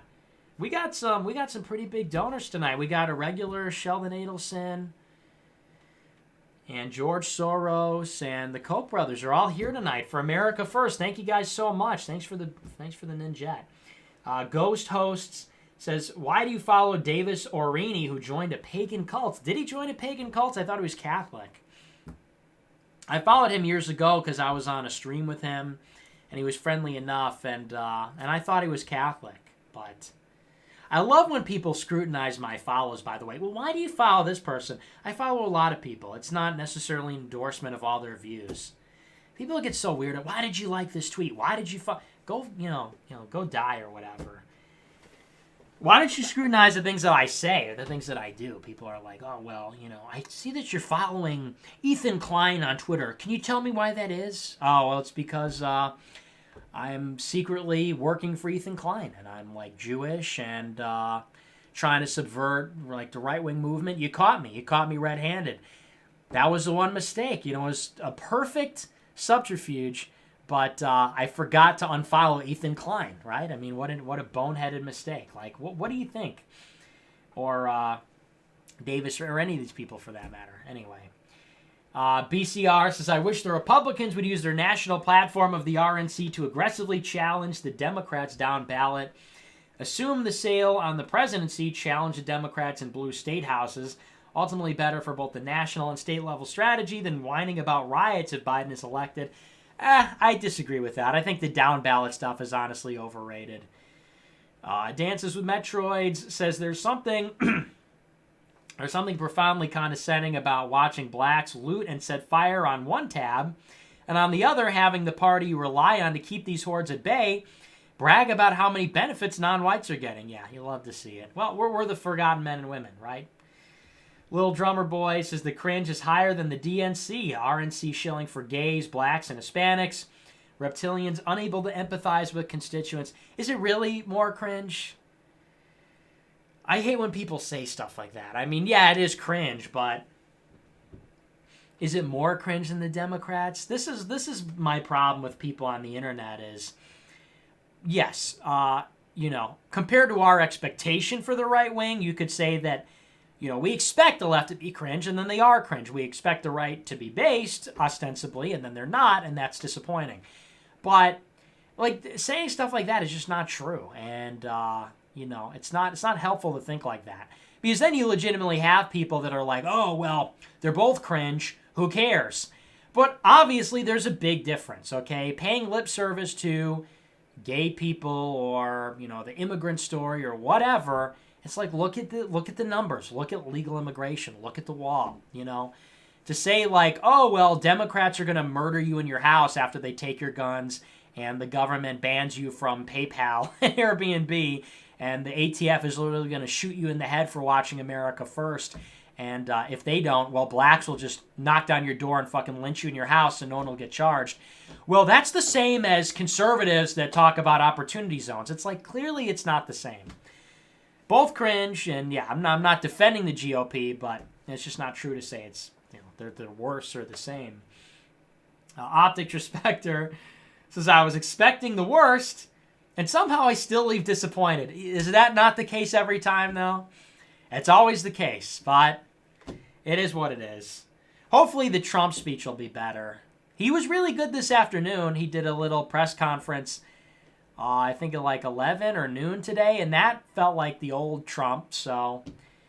The conventions, for what it's worth, I don't even remember anything from the convention in 2016 other than Trump's speech, and Trump's speech was really good, so... Maybe it'll be similar. I don't know. But like you said, you always get let down. We always get disappointed. So I'm not going to get my hopes up. Late Night says, Richard Spencer tweeted, he's riding with Biden. Not surprised since he's a fag and a liberal. You are always right, King. God bless you. Well, thanks. Yeah, and I've been saying this for years. The guy's like a racist liberal. And I don't say that in a disparaging way. It's just what he is, He's a liberal who isn't okay with, like, white genocide. Okay. But... And people are like, no, he's not. Okay. But except that he's in favor of universal health care, gun control. He's in favor of abortion and LGBT and feminism and democracy. And he's against Christianity. Like, okay, so. And he's like ideologically anti-war. Not like a non-interventionist. Not like America First. Like he hates war. Okay, so, I mean, you're a liberal that doesn't like, non-white people. Okay, so I'm right-wing. I'm a reactionary. Obergroiper says, what a cringe first night. Who organized this? Some Beltway insider? Yeah, it's a Republican National Convention. It's the Republican Party. Apollo Too Good said, no, Larry the truck driver designed it. Who designed this? Some Beltway hack? It's the fucking RNC. Well, no. This year was Penn and Teller. No. This year was organized by Roy Moore. Come on. Apollo Too Good says, what is the point of trying to convince 13% of the population to vote for you? Even an unrealistic 3 or 5% increase in black support wouldn't make as much of a difference. Well, the thing is that you've got a lot of conservative blacks. It's just that all blacks, whether they're conservative or liberal, vote for Democrats. You know, regardless of their views, because blacks are not monolithic in terms of their political views. You've got some diversity there. You've got some that are liberal. You've got some that are conservative. People are in the middle. Regardless, they all vote for Democrats. A majority of liberal blacks and a majority of conservative blacks vote for Democrats. So maybe the idea is that we could win over the conservative blacks because we're not getting all the conservatives. And if you get them in critical states like Pennsylvania, Michigan, Minnesota, Florida, it helps in those swing states. Because in the swing states, it's decided by like a percentage or somewhere around there, and the blacks can tip that in. So I think they think there's like money still on the table, there's votes still on the table with conservative blacks, but they just have to break that party identification. Albanian Groiper says, Richard Spencer be like, yes, exactly what Sam Francis would have wanted as he votes for Biden and straight ticket Democrat. Yeah, well, they're not the same. Sam Francis was a conservative. Well, I should not say that. He would not like me to say that if he were alive today. But what I'm saying is he was right-wing. He was a reactionary. He was a paleo-conservative, whatever you want to say, but he had a right-wing disposition. He wasn't just a racialist. He wasn't just a race realist. He was anti-globalist. He was an American patriot. You know, he had right-wing views. He was a Christian. So Hannibal Respecter says, politics has been so consumed by racism that even when they talk about more important matters, they speak of them with less passion and emphasis, like everything else is secondary. Very true. Yeah, and that's exactly it. Identity, race, and culture are the focal point of politics now and probably for the rest of our lives. Optical Wignat says, this is worse than the DNC. It's not. The whole thing can be summed up with socialism is bad. Respect the Putin says, Tiffany Trump is the president of the Cyber Law Association at Georgetown. You think she'll speak on tech censorship? I'm not holding my breath. Who knows? Maybe. But I honestly have no idea what Tiffany Trump would say. Apu says, these speeches are the same out-of-touch gay shit Limbaugh and Hannity spew out that boomers eat up. Very true. Guildhelm says, Barron was supposed to speak, but they couldn't find a podium tall enough. Yeah. Epic Groiper says, hey, Nick, great show. Was it me or did Tim Scott make Joe Biden seem based? Bold strategy, Cotton. I don't think anybody can make Joe Biden seem based. Joe Biden's cringe. You know, lest we forget these people support Antifa and Black Lives Matter and riots and reparations and white genocide. And yeah, probably a lot of Republicans like implicitly support that, but that's not in their speeches. So I don't like that comparison when people keep saying like, oh no, the Republicans more cringe. I mean, it feels that way because of your expectations, but if you're objective about it, that's not the case at all. Modern Monarchist says, like that hair today, man. Missing the show for a while, but this one is fire. God bless you and good night, man. Well, thanks, buddy. And hey, thanks for the compliment. Glad you like the hair. Hearn says, proud of the restraint you've shown containing your... Okay. I think that's a troll from Vosh. Some disgusting, degenerate comments. Super funny. Leftists, they always troll me on Twitter. And just the same old stuff. They'll just be like, Daddy, at Nick J. Fuentes, Daddy, in all caps. Like, oh, super funny troll. Yeah, you got me, And I'm sure they're like, oh, like, we owned you. And it's like, I don't know. I mean, I'm a troll. And what's funny to me when you troll somebody is like you piss them off. Like when you go to a Black Lives Matter demonstration and you say, we're going to call the police and they're going to kneel on your neck. And they like freak out. Some woman gets in your face and you're like, what did I say? I'm not going to say what I said to her because it's inappropriate for this show. But like, what's funny about trolling is that it actually like irritates the other side. But the left throws in these. First of all, like, thanks for the $10. Like, wow, mega own. but then the other troll is they're like, oh, Catboy, oh, like some weird sex comment. Like, oh wow, I'm devastated. Right honorable. So, like, all you have to respond to that is that picture of Vosh with his girlfriend. Like, okay, you follow some guy with some kind of cancerous growth in his ear and his girlfriend Jabba the Hutt. Like, yeah, congratulations. Right, and you're all going to kill yourselves. So, super funny. Right Honorable says, as someone who hires STEM people, you are wasting your money going to higher cost colleges. Go to state colleges. People in my industry don't care so much about the name of the college, just that you have a degree. Yeah, I mean, I can't speak to that because I don't work in STEM, but I thought you were going somewhere else with that, but that generally is true. Just try and get your college as cheap as you can. What matters more than the college you go to is your major. That's what matters. Your major, your network. If you could go to school for much cheaper at a state school after 2 years of community college, do it. I don't know all the statistics, but my instinct tells me that you're not going to be that much better off going to a private college or a more costly college because it's better or more selective than a state school and save all your money. Optical Wignat says this talking point of people staying on welfare because they're too lazy to work is a lie. Able-bodied people are required to work or volunteer to receive benefits, and they are only temporary. That's not true at all. What country do you live in? Of course that's not true. Of course people are on welfare because they don't work. Are you kidding me? I hear stuff like this all the time, and it's like, it's hard to believe that people that are allegedly red-pilled can say things like this and they live in the same world as us. I can't go into detail about how I know this, but the abuse in Chicago alone is extensive. The abuse of the benefit system, the abuse of the public school system, of the healthcare system, it's extensive. And think about immigrants coming in. You don't need to be working to get hospital visits for free. You don't need to be working to get free public schooling. You need to be working to send your kids to a public school and get free education and what amounts to free daycare and free breakfast and free lunch and free this and that. Of course not. That's one small example. And all these other things, rampant fraud and rampant abuse. Yes, the American welfare system is just perfectly efficient. Don't, please. I mean, don't. I just don't understand, people look at this country, it's probably people that are adolescents or 20-somethings.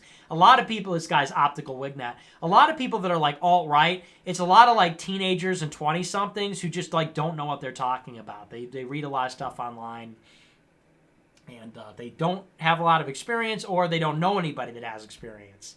I've been in the city, my family's been in the city for 4 generations. We've had a lot of experience with the way the city works and the way the system works and who gets rewarded and who gets penalized, so. This is Patrick speaking, says, love the show, Nick. I came here originally out of morbid curiosity to watch a neo-Nazi podcast, but now I'm watching you every night. Well, this is not a neo-Nazi podcast, but I understand it's portrayed this way. I understand the curiosity. People are like, oh, everybody says this guy is evil. Let's see what it's all about. And that's typically what happens. That's kind of how I became a reactionary in the first place. It's let's take a look at these guys that are supposedly evil, whatever. And then you realize, oh, wait a minute. It's a hoax like everything else. So, Boomer Doomer says, the last paragraph in the Time article where they quote you talking about how Kamala will use the full force of the government to destroy America first, and conservatives as if this is some wacky conspiracy. You just wrote a whole damn article trying to do exactly that. Yeah, isn't that funny?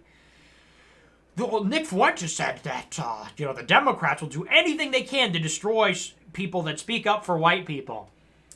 And they wrote that in the article, seeking to destroy me for speaking up for white people, right? Presumably. So, yeah, you love to see it. The American Dreams, as I heard people say America first and the American Dream an awful lot tonight, yeah. Optical Wignat says Trump failed on COVID. He dismantled the pandemic.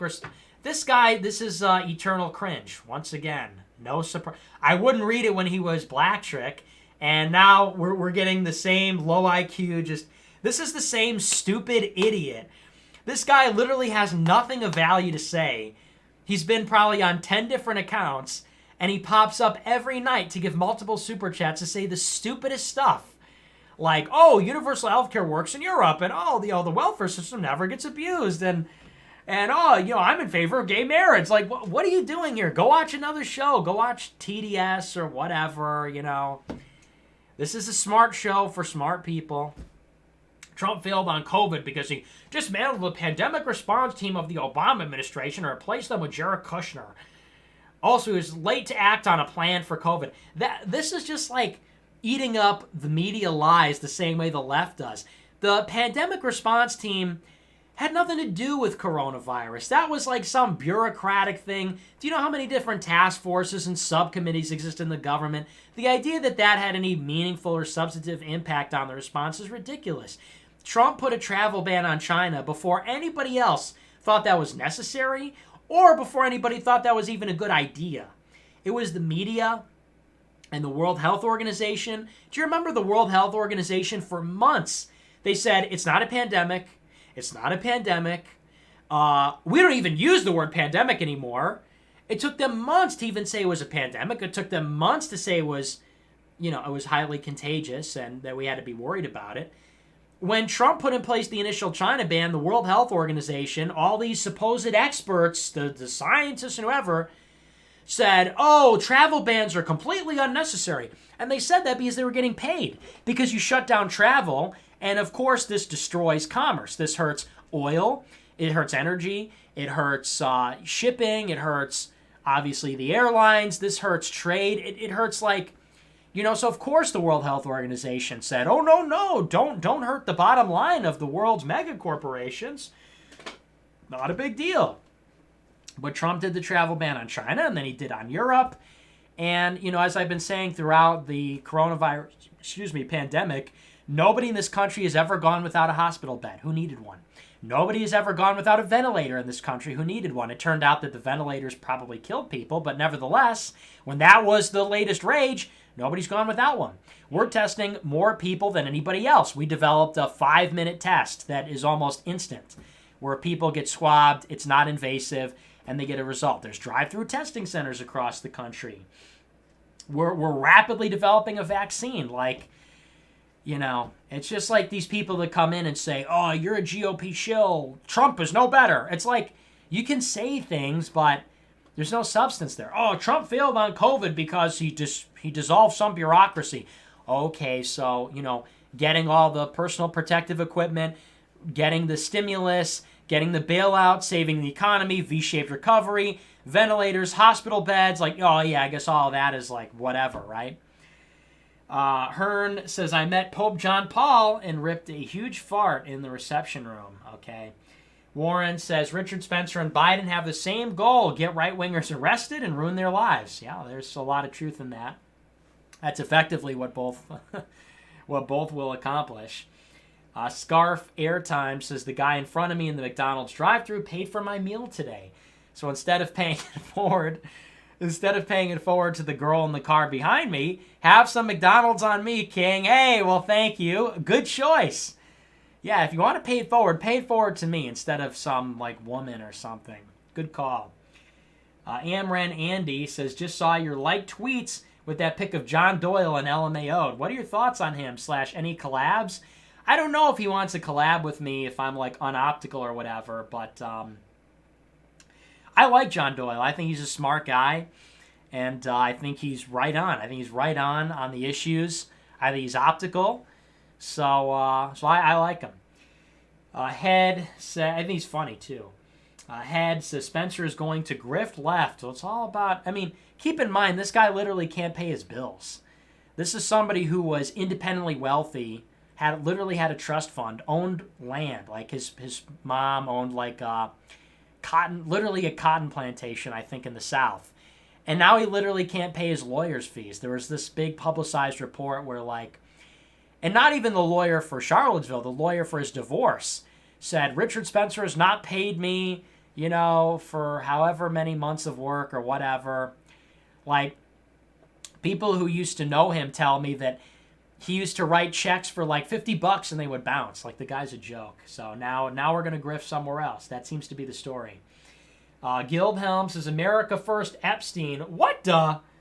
Well, like I said, it's like Epstein if he were white and pro-America and not a pedophile, right? So, and George Soros if he were white and American and not Jewish and Israeli. Or Sheldon Adelson, Tandrews is dunking on Vosh's pathetic left cells from the trust fund. LMAO, get fucked. Hey, well, thank you for the huge super chat. Yeah, I think your super chat alone is more than Vosh has ever gotten on D Live, period. That's because this show attracts winners. That's because we're winners. We like beauty. We like people that are exceptional, people that are smart. We champion excellence. They champion the opposite. They champion sickness and disability, in particular obesity and mental illness. Transsexuals, sick perverts and sodomites and pedophiles and stuff like that. So, yeah. So, thanks for the huge super chat, Tandrew. My man. Can we get some 07s in chat for Tandrew? Big shout out. I appreciate it. Thanks a lot. And you proved your point. America first is winners. We're winners. Jorge says, programming student, coffee addict, drinker of coffee, proud mom of baby Yoda, boss-ass bitch. Yeah, love to see it. Tactical Nukes, I think that's Spencer's GF, right? Tactical Nuke says, GOP shilling that black chick walking in heels around ghetto Baltimore is getting annoying. Yeah, I saw that.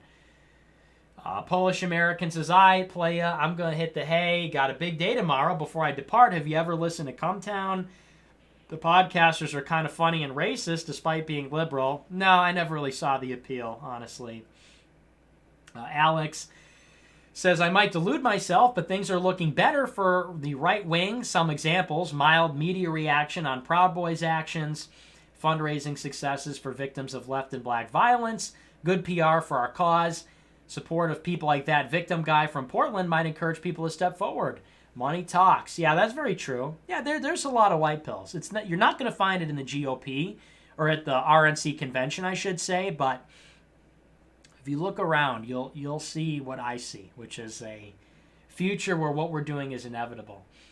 D. Zam says, I work with a lot of Hispanics, and they are very racist against blacks. They want law and order, not speeches about low black unemployment. By the way, Don Jr. Beard is very cringe, and his speech sucked. Keep up the good work. Well, thanks. Yeah, exactly. And Republicans should exploit that. Make advertisements in Spanish and exploit how Hispanics are racist against blacks. Simple strategy. And yeah, I mean, you're not going to explicitly say that, but when it's in Spanish, you can really push the envelope because it's not the same as when it's in English. And, that appeals to Hispanics. Hispanics in like Little Village in Chicago and Hispanics in Chicago broadly, they had the worst reaction to the riots out of any racial demographic group, more than whites, more than blacks. And, Hispanics and blacks are not natural allies in this country. It is totally, that is something that is totally forced by the left. So, if there's any minority group to make a play for, it's Hispanics. And if you're going to make a play for them, don't do it with the socialism stuff or black unemployment. Do it with, just implicit, racism, basically. Russell reports, as Canada elected a pride parade marching, heels wearing, pro-mass migration, pro-Israel conservative yesterday to be the leader of our main conservative party. Leafs can't catch a break. Yeah, people should keep that in mind. As cringe as some of this stuff Trump does, he's not wearing high heels. He doesn't march in pride parades, He's not perfect, but far from as bad as it could be, right? But thanks, buddy, and good to see you back on D Live. I saw you started the show up again. Hope you're doing well. Hearn says, I'm a fan. It's a joke. Glad it made you laugh. Well, which joke? Oh, the John Paul thing? Okay. Albanian Groiper says, my earlier super chat are, the gay thing? Well, so this guy made the troll that I was talking about earlier. I guess that was this guy. He made some degenerate, troll comment. Yeah, super funny, dude. Albanian Groiper says, my earlier super chat was not meant to disparage Sam Francis, just to make fun of Richard Spencer for worshiping Francis, even though he would reject all his views, strategy if he were alive today. Yeah, I know exactly what you mean. I don't think you were trying to disparage him. You are the true successor to Sam Francis. I don't know if that's perfectly true, because Sam Francis was a Protestant and a Southerner and Anglo and all that. So I don't know if that's perfectly true, but certainly I am trying to advance a lot of what Francis stood for. I mean, he was brilliant. So Mike says, Taco Bell. Thanks. Afghan Groiper says people thought stupidity was merely lack of knowledge and the internet would cause everyone to become a genius and the world would be a utopia. Eternal Cringe is the perfect example proving otherwise. Yeah, very true. B and RP says Catholic Answers is great. Have you heard of Bishop Barron? Pretty based. Yeah, and actually he's from Western Springs, which is not far from where I live. So I guess he grew up here for a time. So I just looked that up the other day. J Bucks says, hey Nick, great show as always. Do you have any tips for staying optical and under the radar at college? Yeah, I mean, literally just don't reveal your power level. Just act like a normie. Not hard. Just try to avoid politics, and if it comes up, you just got to feel the room, feel it out, read the room, right? It's very easy to do that, by the way. When you talk to strangers, just take a very inoffensive and just sort of like diversionary position, and you kind of feel them out and see what direction they're in, and if it's if some of the things they say are implicitly maybe right-leaning or left-leaning, you can kind of test the waters a little bit, but I would say it's good to avoid politics altogether. And, if politics comes up, just don't be explicit about all your beliefs. Just be, I don't want to say be dishonest, but why reveal the game plan? Why say things that would put you in harm's way? Bob Sacamana says, Nick, I couldn't watch tonight, but it doesn't sound like I missed much anyway. Are you planning on doing a viewing show like tonight for the rest of the RNC? Yeah, I'll be here Wednesday and Thursday covering it. I will not be here Tuesday. I will not be here Friday. But that's our last Super Chat, so that's going to do it for me tonight.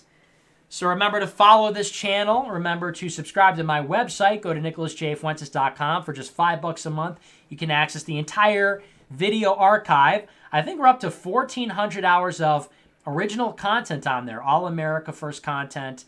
Over 800 videos. And it's all there for $5. You get every episode of the show. You get debates, gaming streams, commentary streams, interviews, speeches. It's all up there. Endless source of content and updated every week. So be sure to check that out. Link is down below. Remember, I'm on the air Monday through Friday, 7 p.m. Central, 8 p.m. Eastern Standard Time. I'm Nicholas J. Fuentes. As always, thanks for watching. Thanks to our Super Chatters in particular. A huge and a special thank you to our top three. Our top three Super Chatters tonight carrying like all the weight, by the way. Top three responsible for like half the Super Chats. What's going on with that? Everybody else got to carry their weight a little bit here. 12,000 viewers. We got three that are half the Super Chatters, right? The top three Super Chatters responsible for half the Super Chats. So special thanks to those guys. Yeah, they're talk about welfare advantage, right? Everybody freeloading off of these three guys. So special thanks to them. Big salutes in chat to T-Based, Tandrew, and Satirical Man. A special and a big thanks to them. Couldn't do the show without them. But we couldn't do the show without all our Super Chatters. So thanks to everybody that Super Chatted. Thanks to all of our subscribers on the site. Thanks to everybody that watches the show. We love you. And I will see you on Wednesday. Not tomorrow. I'll see you on Wednesday. Until then, have a great rest of your evening. Americanism, not globalism, will be our credo. It's going to be only America first. America first.